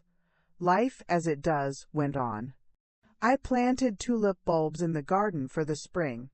I joined a book club. I had Grace and Clara over for dinner every Sunday. I learned to live with the quiet, and I learned that the quiet could be a friend. One evening, Arthur and I were on the porch swing, watching the stars come out. The air was cool, and we were sharing a blanket. "Do you ever wonder what they'll think?" I asked him, "when they find out about the foundation, about all of it?" Arthur was quiet for a moment. "I think Mark will understand," he said. "In his heart, he'll understand that you used your pain for a purpose. Sarah, she might never understand. She might always see it as a final rejection. And the grandchildren?" My voice was barely a whisper. "That is the true tragedy," Arthur said softly. "But you have left them a different legacy, Ruth, one of strength. It's in their blood now. Perhaps one day, when they are older, they will seek you out, and you can tell them the story." I hoped he was right. It was a small, fragile hope, but I held on to it. As the first anniversary of my move to the cottage approached, I felt a sense of contentment I hadn't known was possible. The sharp edges of the pain had softened. The anger had cooled into a steady, low ember of resolve. I was happy, truly, quietly happy. The story I set out to tell is finished. My children left me in a nursing home. I left them out of my will. I fought, I won, and I built a new life from the ashes of the old one. But this is not just my story. It is a warning and a promise. A warning to those who would underestimate the spirit of someone they deem old or weak. And a promise to those who feel trapped, who feel their voice has been stolen, that it is never too late to take it back. Your worth is not determined by your age, your balance sheet, or the convenience you offer to others. Your story is not over until you decide it is. So, from my porch swing, to wherever you are, be bold, be reckless, be happy, and never, ever let anyone tell you your song is finished. The next note is always yours to sing. A strange calm settled over my life at Sunny Meadows after the settlement. The legal storms had passed, but the emotional atmosphere was thick with the unspoken. My children were gone from my life, a void that echoed louder than any silence the home could produce. Yet, in that void, I was building something new. Arthur and I had become the unofficial heart of a quiet resistance. We were the ones others would seek out in the garden or the sunroom, their voices low, their eyes darting, asking questions that started with, "My son, he," or "My daughter, she said I have to." We couldn't give legal advice, but we could listen. We could nod with Tassi, understanding that, cut deeper than pity. We could say, "You have a right to see that document," or "You can always get a second opinion." We were planting seeds of self-worth in soil that had been trampled by concern, and for your own good. It was fulfilling, but it was also a constant, draining reminder of my own battle. It was during one of these hushed conversations with Ethel, whose son was pressuring her to sign a new deed, that I first heard the whisper. Brittany, the perpetually cheerful aide, was pushing a medication cart nearby. She was usually a fountain of bland, positive chatter, but today she was quiet, her brow furrowed. As she passed, I heard her murmur to a fellow aide, "Can't believe they're trying that, after everything. It's just cruel." I didn't think much of it at the time. Staff drama was its own eternal soap opera. But a few days later, I saw Brittany in the hallway. She stopped, looked around to ensure we were alone, and her cheerful mask slipped completely. "Mrs. Evans," she said, her voice low and urgent.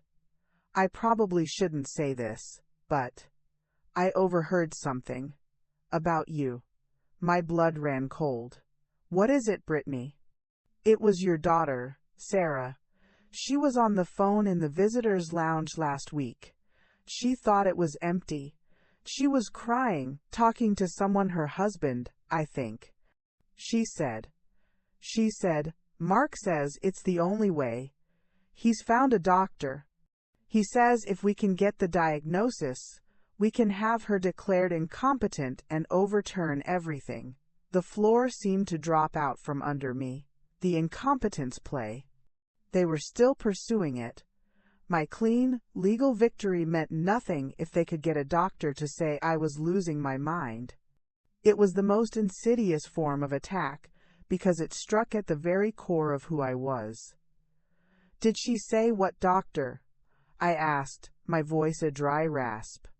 Brittany shook her head, her eyes wide with sympathy. "No, just that he was a specialist." She sounded terrified, Mrs. Evans. "Not evil, just scared and desperate. I thought you should know." I thanked her, my mind already racing. I went straight to my room and called Eleanor Vance. "Brittany is our star witness," Eleanor said, her voice grimly satisfied. "This is excellent, Ruth. This is premeditation. They are actively conspiring to subvert a legal settlement. This isn't just about the will anymore. This is about them trying to illegally regain control. We need to get ahead of this." Her plan was twofold. First, she formalized a statement from Brittany, having her sign an affidavit about what she overheard. Second, she scheduled me for another round of evaluations, but this time it was a preemptive strike. "I'm sending you to Dr. Benjamin Carter," she said. "He's a neurologist and a geriatric psychiatrist. He's considered the final word on competency in this state. His evaluation will be a fortress. If they come at us with some hired gun specialist, we will have Dr. Carter's report to bludgeon them with." The evaluation with Dr. Carter was even more thorough than the one with Dr. Rossi. It involved brain scans, hours of cognitive testing, and deep probing questions about my life, the lawsuit, my feelings towards my children. He was particularly interested in my relationship with Arthur. "Are you and Mr. Lowell romantically involved?" he asked, his tone neutral. "No," I said, equally neutral. "We are friends, comrades in arms." He made a note. "And you understand the financial implications of disinheriting your children? You understand that the assets you are diverting to a foundation are substantial?" "I do," I said. "It's not an act of confusion. It's an act of conscience." When it was over, Dr. Carter shook my hand. "Mrs. Evans, you are an impressive woman. The stressors you have been under would have fractured many people. Your resilience is remarkable. I will be writing a very clear report."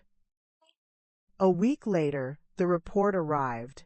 It was a fortress, just as Eleanor had promised.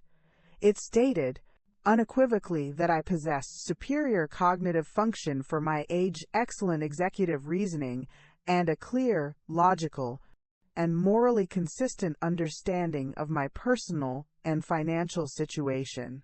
It specifically noted that my decision to disinherit my children was a reasoned response to profound betrayal, not a symptom of impaired judgment. We had built our fortress. Now, we waited for their siege. The whispers of war were growing louder, and this time, I was ready. I was no longer just defending my will, I was defending my mind. And that was a line in the sand I would defend with my last breath. It was a Tuesday. I remember because it was meatloaf day in the dining hall, and the smell of overcooked onions and ketchup was particularly potent. I was in my room, reading, when my personal phone rang. It was a number I didn't recognize, but it had a local area code. Ruth Evans. A polite male voice asked, "Yes?" "This is Dr. Albright's office, calling to confirm your appointment for tomorrow at 3 p.m. for your neurocognitive workup." The world tilted. "I'm sorry," I said, my voice carefully controlled. "There must be a mistake. I don't have an appointment with a Dr. Albright." "Oh," the woman sounded flustered. "Our records show your daughter, Sarah Evans, scheduled it for you. She said it was urgent. It's regarding some memory concerns." The trap was being sprung. They hadn't even had the decency to tell me to my face.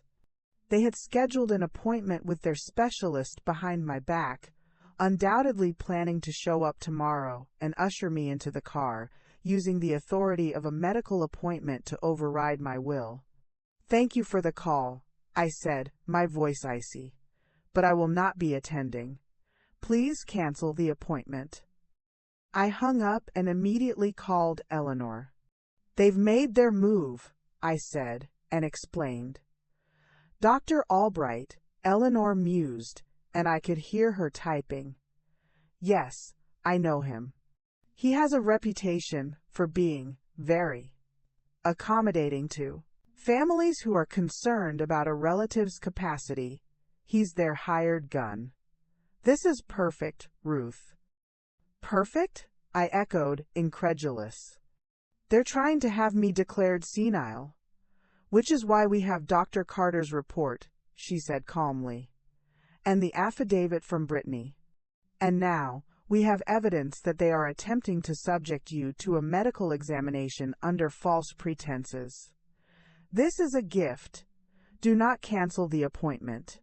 "What? Why?"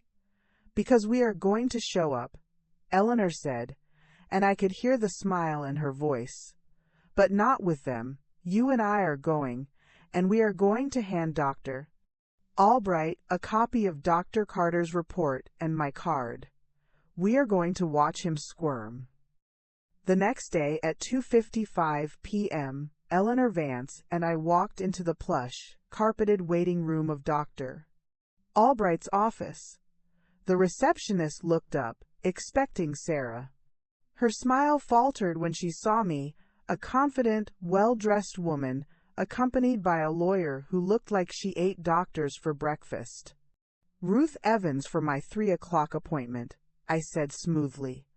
Of course," the receptionist stammered. "And is your daughter joining you?" "No," I said. "She will not be joining us." We were led into Dr. Albright's office. He was a man in his late 50s with a kind, avuncular face that I immediately distrusted. It was too practiced. "Mrs. Evans," he said, rising and smiling. "A pleasure. I understand your daughter has some concerns." "I am aware of my daughter's concerns," I interrupted, taking a seat without being asked. Eleanor stood beside me, a silent pillar of legal authority. "But before we begin, my lawyer, Eleanor Vance, and I thought you should review this." Eleanor placed the thick report from Dr. Carter on his desk. Dr. Albright's smile didn't slip, but it became fixed. "I'm not sure I understand. I think it's perfectly clear," Eleanor said, her voice cool. "My client, Ruth Evans, has recently undergone a comprehensive neuropsychological and geriatric psychiatric evaluation with Dr. Benjamin Carter. His findings are unequivocal. She is of perfectly sound mind." We are here today because we are concerned that my client's children are attempting to use the medical system to perpetrate a form of financial abuse by seeking a false diagnosis of incompetence to overturn a legally binding settlement. The color drained from Dr. Albright's face. He looked from Eleanor's steely gaze to my calm, resolute one. He picked up the report and skimmed the summary conclusions. I saw his Adam's apple bob as he swallowed. I see, he said quietly.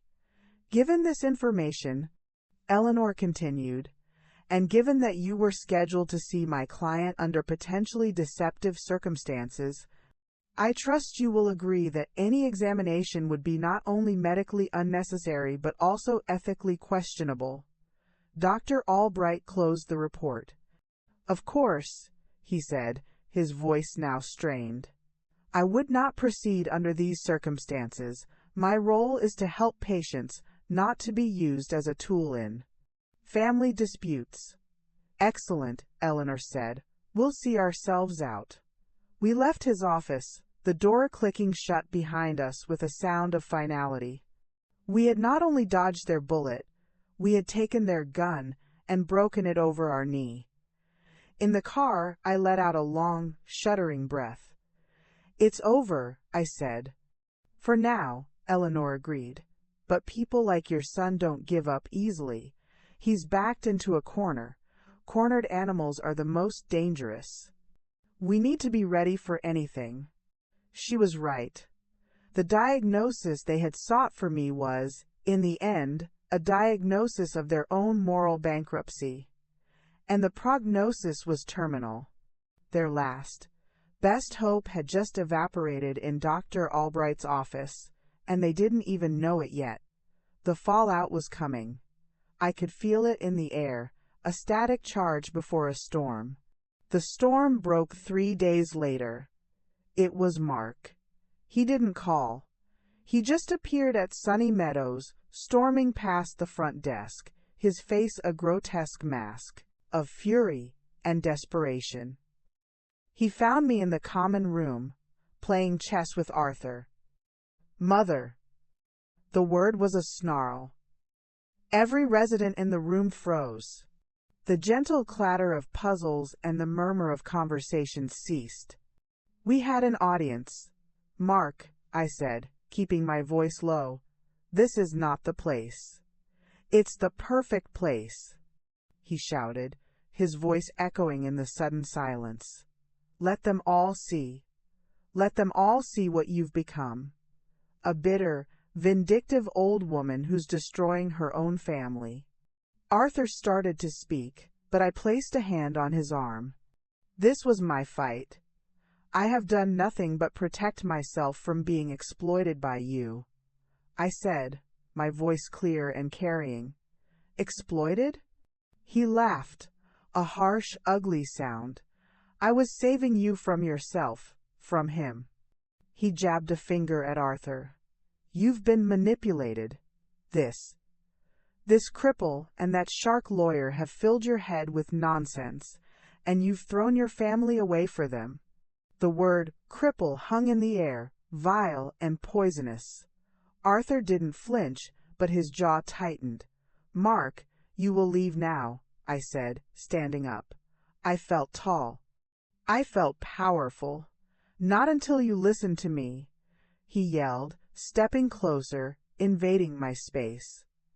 I could smell the stale coffee on his breath, see the wild, frantic look in his eyes. You will sign over control to me. You will drop that foundation. You will write a new will. You are my mother, and you will do what I say. It was the naked, unvarnished truth of his entitlement. There was no more pretense of love, of concern. It was about control. It was about ownership. No, I said, the word simple and absolute. His control shattered. His hand, the one that had once been so small and trusting in mine, flashed out and grabbed my upper arm, his fingers digging in like claws. The pain was sharp, shocking. Let go of me, I whispered, my voice dangerously quiet. "Mark, for God's sake." It was Sarah's voice. She had just arrived, her face ashen with horror. "Let her go." But he didn't. He leaned in, his face inches from mine. "You are coming with me. We are going to a lawyer, and you are fixing this." That's when the sound started. It was a low, steady alarm. I realized it was the pendant around my neck, the "I've fallen and I can't get up" lifeline they'd given me when I arrived. My thumb had found the button and pressed it, a reflex born of pure adrenaline. Within seconds, 2 large orderlies were in the room. "Sir, you need to let her go and leave the premises." Now, Mark, startled, released my arm. I could already feel the bruise forming. "This is a private family matter," he sputtered. "Not when you're assaulting a resident, it's not." One of the orderlies said, his voice firm. He stepped between Mark and me. "You need to leave, or we will call the police." The word police seemed to finally penetrate the red haze of Mark's rage. He looked at the orderlies, at the ring of horrified elderly faces watching him, at his sister weeping by the door. He looked at me, and I saw the moment the reality of what he had done crash down on him. The fury drained from his face, replaced by a look of stunned, terrified shame. He turned and fled, pushing past Sarah without a word. Sarah stood there for a moment, her hands over her mouth, her eyes locked on mine, filled with a fresh, new terror. Then she too turned and ran after him. The orderly turned to me. "Are you all right, Mrs. Evans? Do you need us to call the police?" I looked at the doorway where my son had just disappeared. I looked at the purple marks already blooming on my arm. The physical pain was nothing compared to the searing, final pain in my soul. He had laid hands on me. His own mother. "No," I said, my voice trembling only slightly. "No police." But I knew, as surely as I knew my own name, that this was the end. The breaking point had been reached, and something had broken that could never, ever be fixed. Arthur wheeled himself to my side. He didn't say a word.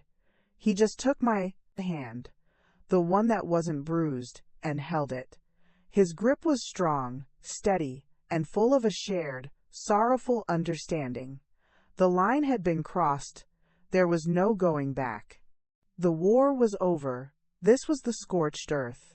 In the days that followed the confrontation, a strange, heavy calm descended upon Sunny Meadows. The staff treated me with a new, cautious deference. The other residents looked at me with a mixture of pity and awe. I was the woman whose son had tried to drag her out by force. I was a cautionary tale and a symbol of resistance, all at once. My arm bore a spectacular, technicolor bruise for a week. I didn't hide it. I let it be seen. It was a badge, not of honor, but of survival.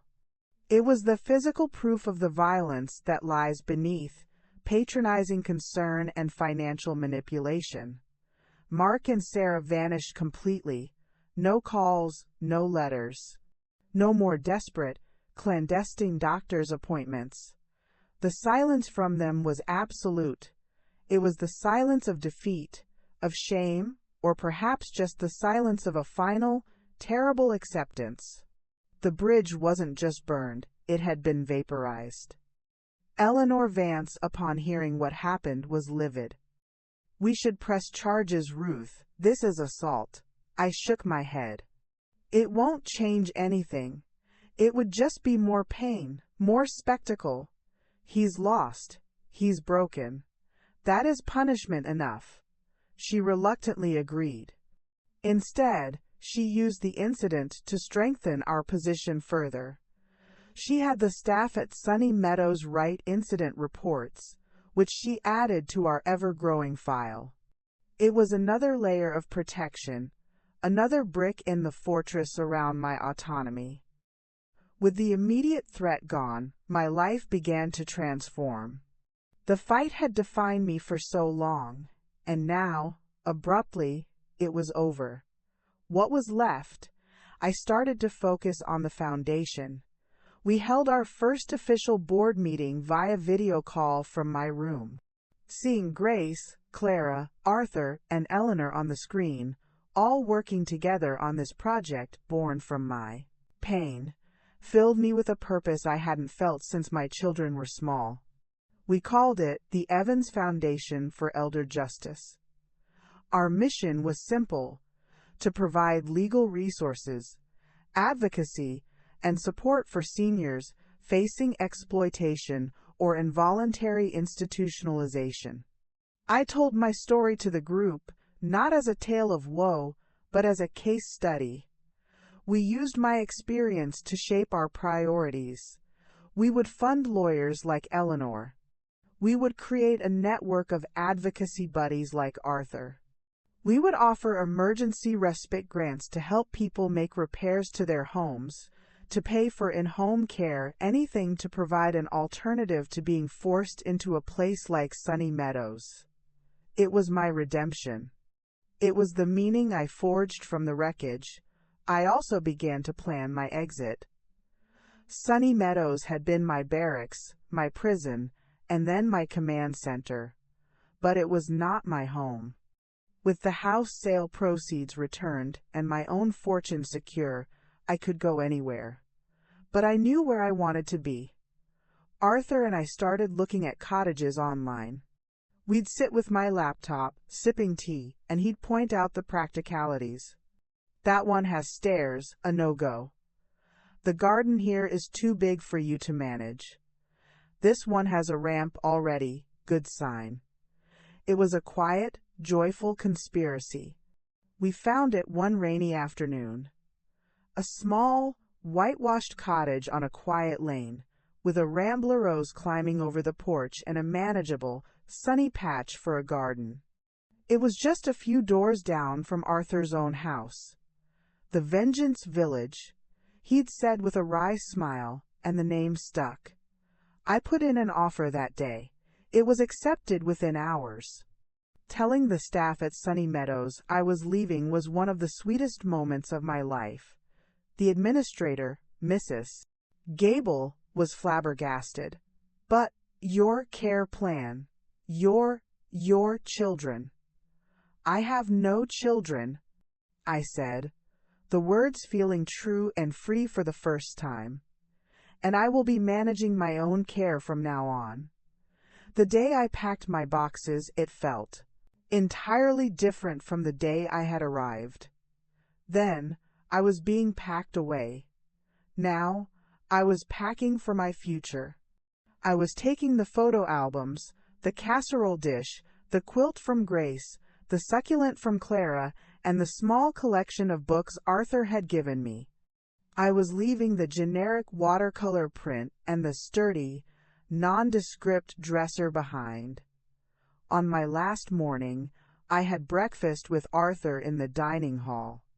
The bland eggs and toast tasted like a feast. "Well, General," he said, raising his orange juice glass, "you've won the war. What's next?" I looked around the room, at Ethel, at Stan, at all the others who were still living their quiet battles. "Next," I said, clinking my glass against his, "we build a peace worth having." I walked out of Sunny Meadows under my own power, into the bright, uncertain light of my own future.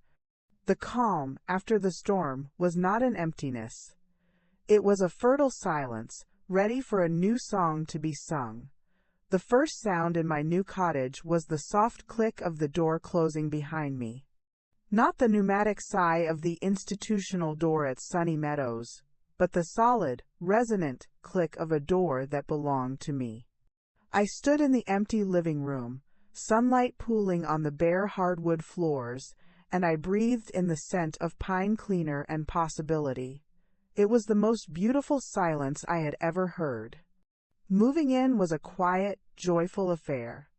Arthur supervised from his wheelchair on the porch, directing the movers, a couple of college kids he'd hired with the precision of a field marshal. The bookshelf goes there, against that wall. She'll want the light from the window for reading. Grace and Clara arrived with a car full of food, drapes, and a welcome mat that said peace to all who enter here. Within a week, the cottage was no longer a house, it was a home. My home. Michael's photo was on the mantel. My mother's casserole dish was on the counter. The quilt Grace made was draped over the back of the sofa. It was a collage of my life, but curated by me, for me. Life settled into a gentle, satisfying rhythm. Mornings were for coffee on the porch, often with Arthur. Afternoons were for the foundation work, or gardening, or reading. Evenings were for long phone calls with my aunties or, sometimes, a simple dinner with Arthur. We were two solitary planets who had found a stable, comfortable orbit around each other. One afternoon, I was wrestling with a particularly stubborn weed in my new garden when a shadow fell over me.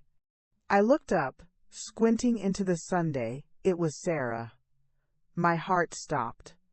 She stood at the edge of my lawn, looking frail and uncertain, like a visitor from a forgotten country. She held a small, gift-wrapped package. "Mom," she said, her voice barely a whisper. I stood up, brushing the dirt from my knees. I didn't speak. I just waited. I saw the "for sale" sign was gone. I drove by the old house. The new family was there. A little girl was on the swing. I thought I would be sad, but I wasn't. I was just empty. She took a tentative step forward. "Then I drove here. I asked at Sunny Meadows. They said you'd left. They gave me this address." She held out the gift. "It's for you. A housewarming gift." I didn't take it. "Why are you here, Sarah?" Tears filled her eyes. "To say I'm sorry." The words came out in a rush. "I'm so sorry, Mom. For everything. For not listening to you. For letting Mark. For being a part of it. I was scared. I've always been scared. Scared of him. Scared of being poor. Scared of being left with all the responsibility. It was easier to just go along." It was the first completely honest thing she had said to me in years. "Where is Mark?" I asked. Her face crumpled. "He and Lisa are separating. He's not well, Mom. The therapy. It's a long road. He's living in a small apartment. He can't face you. He's too ashamed." I looked at my daughter, this stranger who shared my blood and my history. The anger I had carried for so long was gone, leaving only a deep, weary sadness. "I'm sorry for what happened to him," I said, and I meant it. "But his shame doesn't change what he did. What you both did." "I know," she whispered. "I don't expect you to forgive me. I needed you to know that I see it now. I see what we did. And I regret it, every day." She placed the gift on the porch step. "It's a tea set, the one you always liked from Aunt Grace's. She gave it to me when I got married. I thought it should be with you." She turned to leave. "Sarah," I said. She stopped, her shoulders tense with hope. "The foundation," I said. "The one I started. It's called the Evans Foundation for Elder Justice. We help people like me. When I'm gone, that's where everything will go. There will be nothing for you, or for Mark. I need you to understand that. It's not out of spite, it's out of principle." She nodded, a single tear tracing a path through her powder. "I understand." She gave me a look of such profound sorrow it took my breath away. "I'm glad you have this, Mom, this house. It suits you." Then she turned and walked back to her car. I watched her drive away, just as I had watched her from the porch swing months before. This time, it felt less like an ending and more like a closing of a book.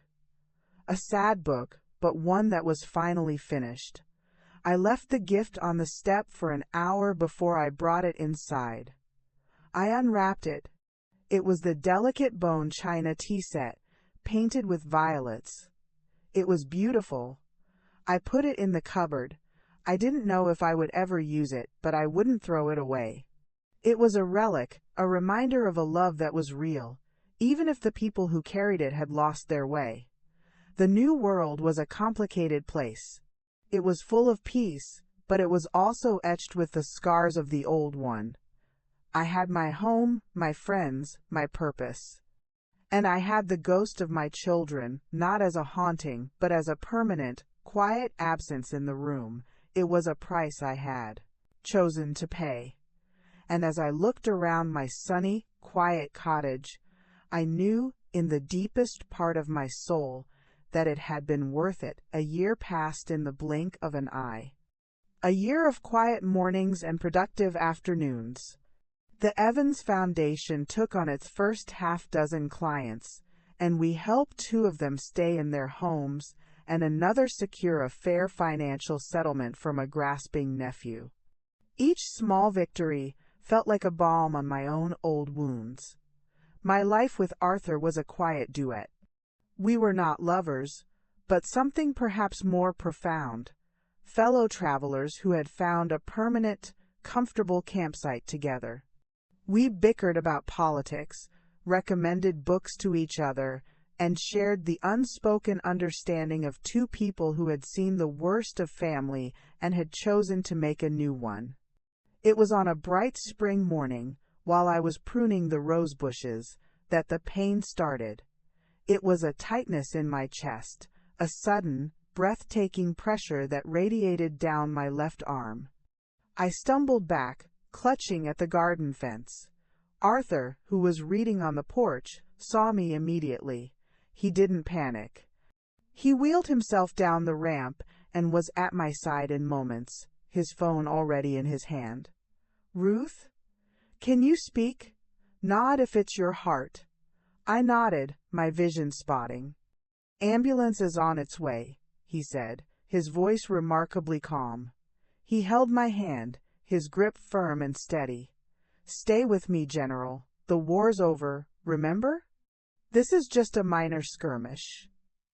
In the ambulance, with the siren wailing a song of emergency, I wasn't afraid of dying. I was afraid of the unfinished business. The will was signed, the foundation was established, but there was one last thing I had to do. At the hospital, they called it a myocardial infarction. A heart attack. It was moderate, they said. Treatable. I would be fine. But it was a warning shot across the bow of my newfound peace. While I was recovering in the cardiac unit, with Arthur, Grace, and Clara taking turns keeping a vigil by my bed, I asked for a pen and paper. "What are you doing?" Clara asked, her brow furrowed. "You're supposed to be resting." "I am resting," I said. "But my mind isn't. There's a letter I need to write." It was the letter I had been putting off, the one that would be attached to my will. The final words to my children. The heart attack had shaken loose the last of my hesitation. Life was too short and too precious to leave things unsaid. I wrote it over the course of 2 days, my hands sometimes shaky from medication and fatigue. "My children, if you are reading this, I am gone. This letter is the only inheritance I can leave you that has any real value. I loved you from the moment I knew you existed. I loved you through skinned knees and broken hearts, through triumphs and failures. I loved you with a force that defined my life. That love was the greatest privilege of my existence. When your father died, that love became my anchor. You were my reason to get up in the morning, to keep breathing. I believed our family was unbreakable. I was wrong.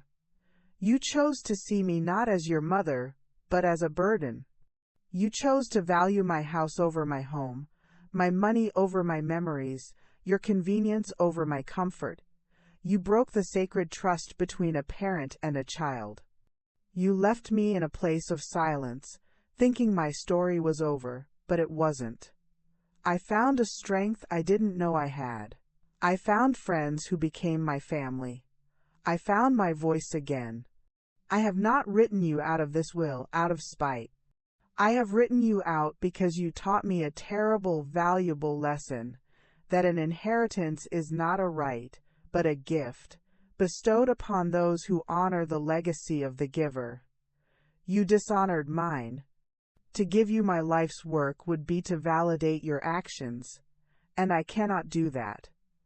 My hope for you is that you learn from this, that you become better parents to your own children than you were a son and daughter to me, that you teach them that love is shown through respect, through kindness, through presence, not through power of attorney and nursing home brochures. A part of me will always love the children you were. I mourn the loss of the adults you became. Goodbye. Mom. When I finished, I sealed it in an envelope and wrote their names on the front. I gave it to Eleanor, who visited me in the hospital. Attach this to the will, I told her. She took it, her face solemn. Are you sure? I've never been more sure of anything, I said. The letter was not a curse. It was a truth, stark and unadorned. It was my final act of motherhood, not to provide for them, but to try one last time to teach them. It was the lesson I should have never had to teach, that love is not a transaction, and family is not a title you can revoke when it becomes inconvenient. Sending that letter out into the world, to be delivered after my death, felt like setting down a burden I had been carrying for years. The heart attack had reminded me of my mortality. The letter was my acceptance of it. My story was complete. The final chapter was written, sealed, and waiting, and I was at peace. Recovery from a heart attack is a slow, deliberate process. It forces you to be present, to listen to the rhythm of your own body. Every beat was a reminder, you are still here, you have more time. I used that time wisely. I sat on my porch swing more. I lingered over cups of tea with Arthur. I savored the lazy Sundays with Grace and Clara. The foundation work continued, but I delegated more, trusting the brilliant team we had built. I was the founder, the figurehead, the source of the story, but I no longer needed to be the engine. One afternoon, a large, official-looking envelope arrived. It was from the State Bar Association. I opened it with trembling hands. It was a notice that they had completed their investigation into Mark's conduct based on the complaint Eleanor had filed. The result: his real estate license was suspended for 2 years, and he was placed on probation for 5. He would have to undergo ethics training and would be subject to audits. His career, the thing he had valued above his own mother, was in tatters. I felt a pang, not of satisfaction, but of profound sadness. This was the karma Clara had always spoken of. It had arrived, not with a bang, but with a bureaucratic notice in a white envelope. I didn't show it to anyone. I simply filed it away with the other documents from the war. It was a part of the history now, a footnote in the story of my legacy. My legacy. It was a word I had started to think about more and more. It wasn't the money in the foundation, though that was a part of it. It wasn't the cottage or the things I would leave behind. My legacy was the story. It was the tale of the woman who was filed away and fought her way out. Arthur and I started a new project. We began to write it down. Not as a legal document, but as a narrative. We sat for hours, him with his laptop, me in my armchair, and we reconstructed it all. The fall, The family meeting, the safety deposit box, the sting, the confrontation. We wrote about the sound of silence at Sunny Meadows and the sound of peace on my porch swing. We should publish this, Arthur said one day, looking up from the screen. Not for fame or money, but as a handbook, a guide for other people who feel the walls closing in. I agreed. We decided to self-publish it under a pseudonym, with all the proceeds going to the foundation. We called it, simply, the Porch Swing Manifesto. As we worked, my health continued to improve, my strength returned. The scare had passed, leaving me with a deeper appreciation for the simple, profound act of being alive. On the 1-year anniversary of my heart attack, I decided to have a small gathering. I invited Arthur, Grace, Clara, and Eleanor. We had a picnic in my backyard, under the string of fairy lights I'd put up. We ate, we laughed, we told stories. We were a family, forged not by blood, but by choice, by battle, by love. As the evening wound down, Grace, her voice soft with emotion, raised her glass.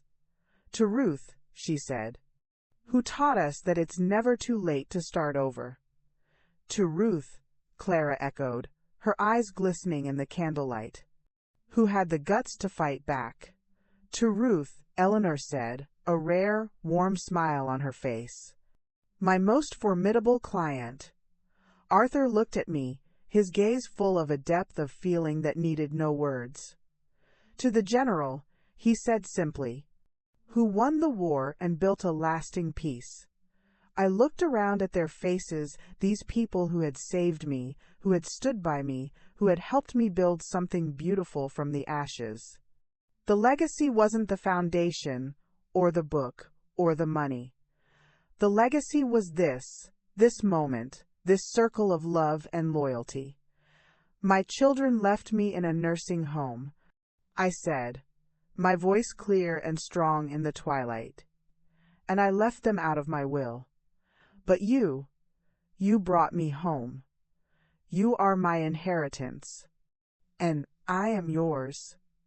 We clinked our glasses together, the sound of bright, musical note in the quiet night. It was the sound of a story ending exactly as it should. Not with a whimper, but with a toast. Not with an ending, but with a circle, complete and unbroken.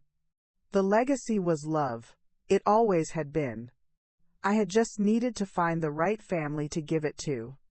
The seasons turned, and my life in the cottage settled into a deep, contented rhythm. The Porch Swing Manifesto was published quietly online. We didn't promote it, but word spread through elder advocacy networks.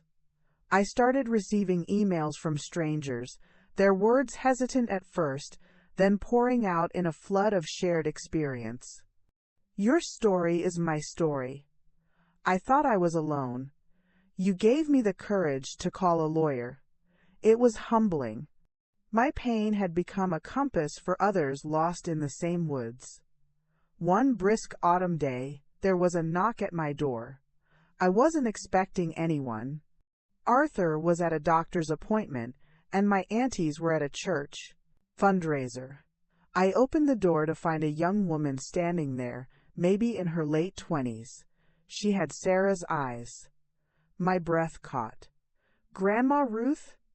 she said, her voice tentative. It was Chloe.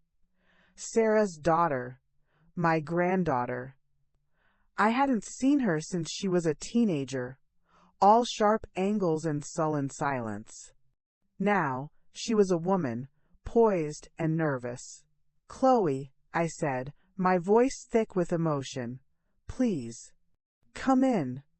She stepped inside, her eyes taking in the cozy living room, the books, the quilt, the photo of Michael. "It's nice here," she said.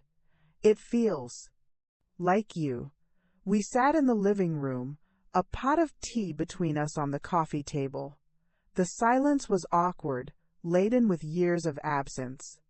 "I'm sorry to just show up like this," she began, twisting her hands in her lap.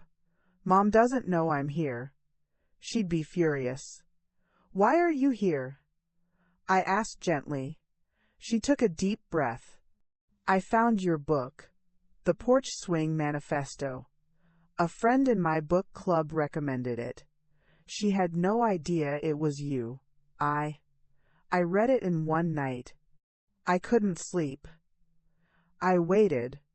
I knew things were bad," she continued, her eyes filling with tears. "I knew Mom and Uncle Mark were fighting with you about money and the house. But I had no idea.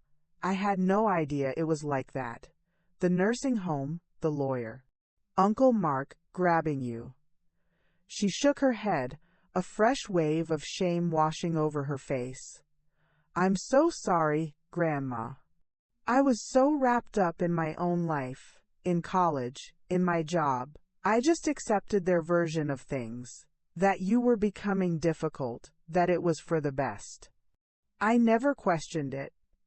Her words were a balm and a wound all at once. It was the apology I had never gotten from her mother, delivered by the next generation. "You have nothing to apologize for, Chloe," I said. "You were a child. They were your parents. You trusted them." "But I should have seen," she cried. "I should have visited you there. I should have asked you myself. After I read the book, I confronted Mom. I showed it to her. She broke down. She said it was all true. She said she lives with the regret every single day." Hearing that Sarah had admitted it, had felt the weight of it, was a profound relief. It didn't change the past, but it validated my truth. "Uncle Mark is better," Chloe said, choosing her words carefully. "The therapy is helping. He's working a different job. He's quiet. He told me to tell you that he's sorry, that he knows those words are worthless, but they're all he has." I nodded, my own tears finally falling. "Thank you for telling me." Chloe reached into her bag and pulled out a small, framed photograph. It was a picture of her and her younger brother, my grandson, Leo, from a few years ago. "I thought you might like this," she said. "So you can see, we grew up okay." I took the photograph, my fingers tracing the glass over their smiling faces. "He looks so much like your grandfather," I whispered. We talked for over an hour. She told me about her job, her boyfriend, about Leo, who was in college studying engineering. She asked me about the foundation, about Arthur, about my life. It was the conversation I had dreamed of having with my own children and had long since given up on. When it was time for her to leave, she hugged me at the door. It was a real hug, tight and full of emotion. Can I come back?" she asked. "Yes," I said, my heart so full it felt like it might burst. "Yes, of course you can." After she left, I sat on the porch swing for a long time, holding the photograph of my grandchildren. The visitor from my past had not come to reopen old wounds, but to begin a new suture. She had brought with her not just an apology, but a thread of continuity. The legacy of pain was not the only legacy I would leave. There was a chance, a fragile, beautiful chance, for a legacy of healing. The story wasn't just about cutting ties. It was also about the ties that somehow, miraculously, managed to endure. The years have a way of softening the sharp edges of memory. The rage I once carried for my children has mellowed into a distant, sorrowful ache. The triumph of my legal victory has faded into the quiet satisfaction of a life well lived. I am in my late 60s now. My hair is more silver than brown, and my steps are a little slower, but my mind, thank God, is as sharp as ever. Arthur is gone. He passed 2 years ago, peacefully, in his sleep. We had a decade of friendship, of shared porch swings and quiet understanding. I miss him every day. His portion of the inheritance from my will went to the foundation, as he had always insisted it should. The Vengeance Village lost its founding member, but his spirit is in every book in my library, in every piece of advice I give to the foundation. The foundation itself is thriving. It has helped hundreds of people. We have a small, dedicated staff and a network of volunteers. I still sit on the board, but my role is largely ceremonial now. I am the living symbol of why we fight. Clara, ever the watchdog, is still going strong, terrifying new lawyers with her glare. Grace, our eternal heart, still cries at every success story. My cottage is the same. The Rambler Rose has taken over the entire porch. My garden is a riot of color. The porch swing creaks a little more, but it still holds me. Chloe visits regularly. She brings her little girl, my great-granddaughter, Lily. The first time I held that baby in my arms, a tiny, warm weight, smelling of milk and possibility, I felt a circle close. The love that had been so brutally interrupted was flowing again, down a new channel. Sarah has never come, but she sends messages through Chloe. She knows about Lily. I think there is a kind of peace between us now, a truce observed across a great distance. I am sitting on the porch swing now, as I do most afternoons. Lily is napping inside, and Chloe is on the phone with work. The sun is warm on my face. This is the last chapter. Not of my life, I hope, but of this story I set out to tell. So, what is the lesson? After all the betrayal, the lawsuits, the anger, and the heartache, what wisdom can an old woman on a porch swing possibly impart? The lesson is this: your life is your own. No one, not your children, not your spouse, not society, has the right to put you on a shelf because you have become inconvenient. Your value does not decrease with age. It deepens, it becomes more complex, more nuanced. You are a library of experience, not a used-up commodity. Do not confuse duty with love. Do not mistake compliance for kindness. Love that demands your surrender is not love, it is control. It is never too late to say no. It is never too late to fight back. It is never too late to write a new will, both legally and emotionally, for your life. To will yourself happiness, peace, and self-respect. My children left me in a nursing home, and I left them out of my will. That act was not my revenge, it was my redemption. It was the moment I declared that my story was not theirs to write, that my legacy was not theirs to spend.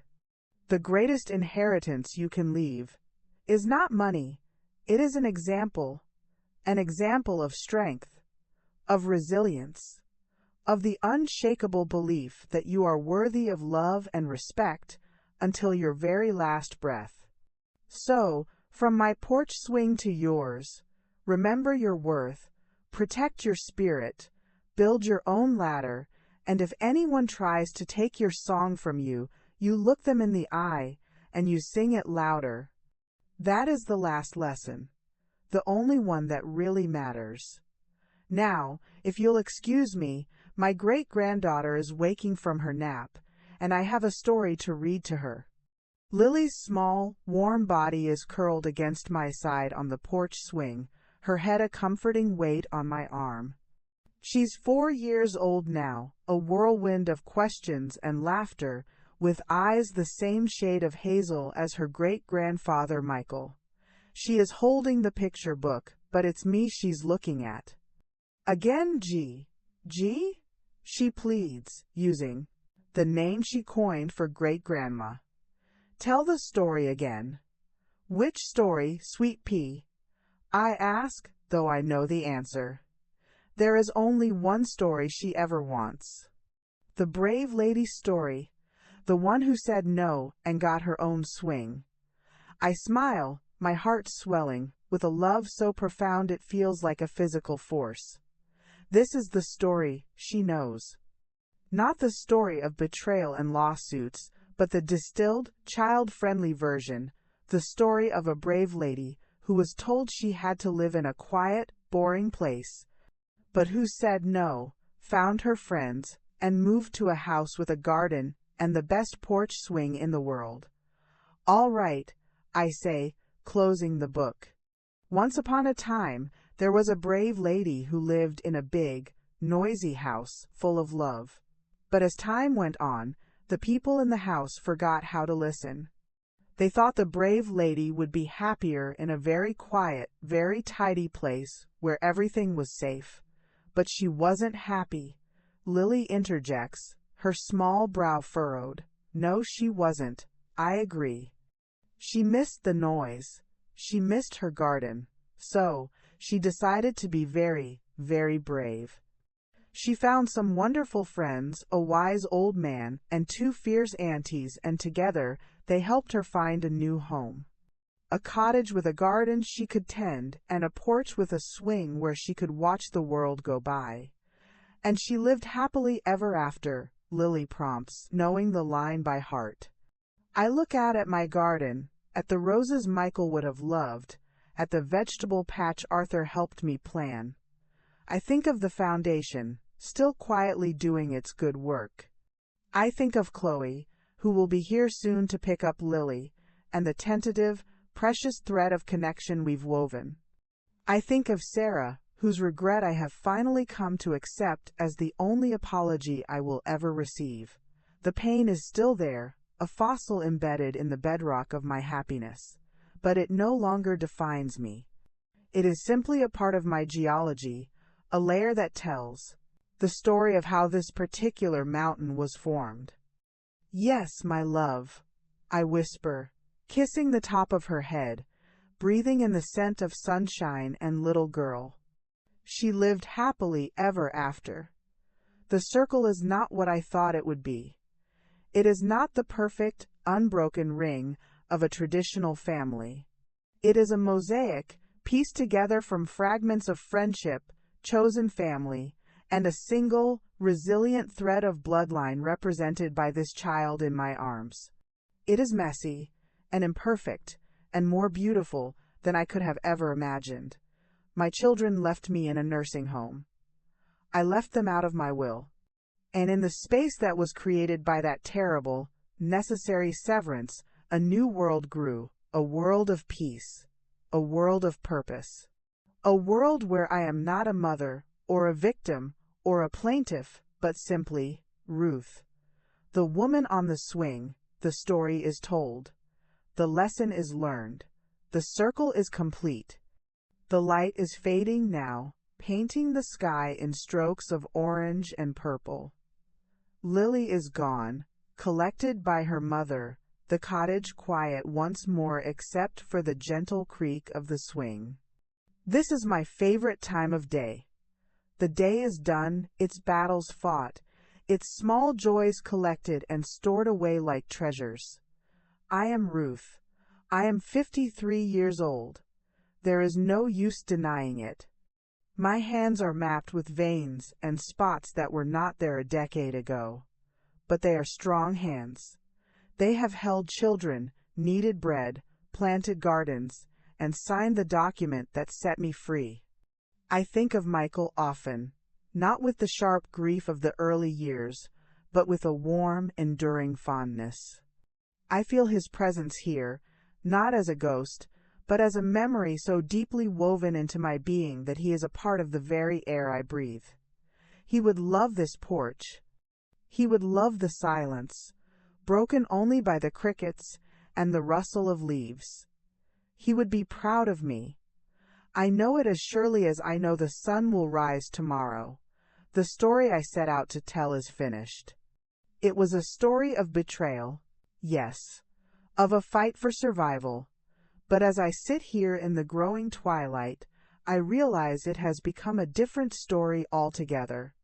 And if you've listened this long to an old woman's ramblings, you deserve the truth of it, not just the events, but the lesson the fire burned into my soul.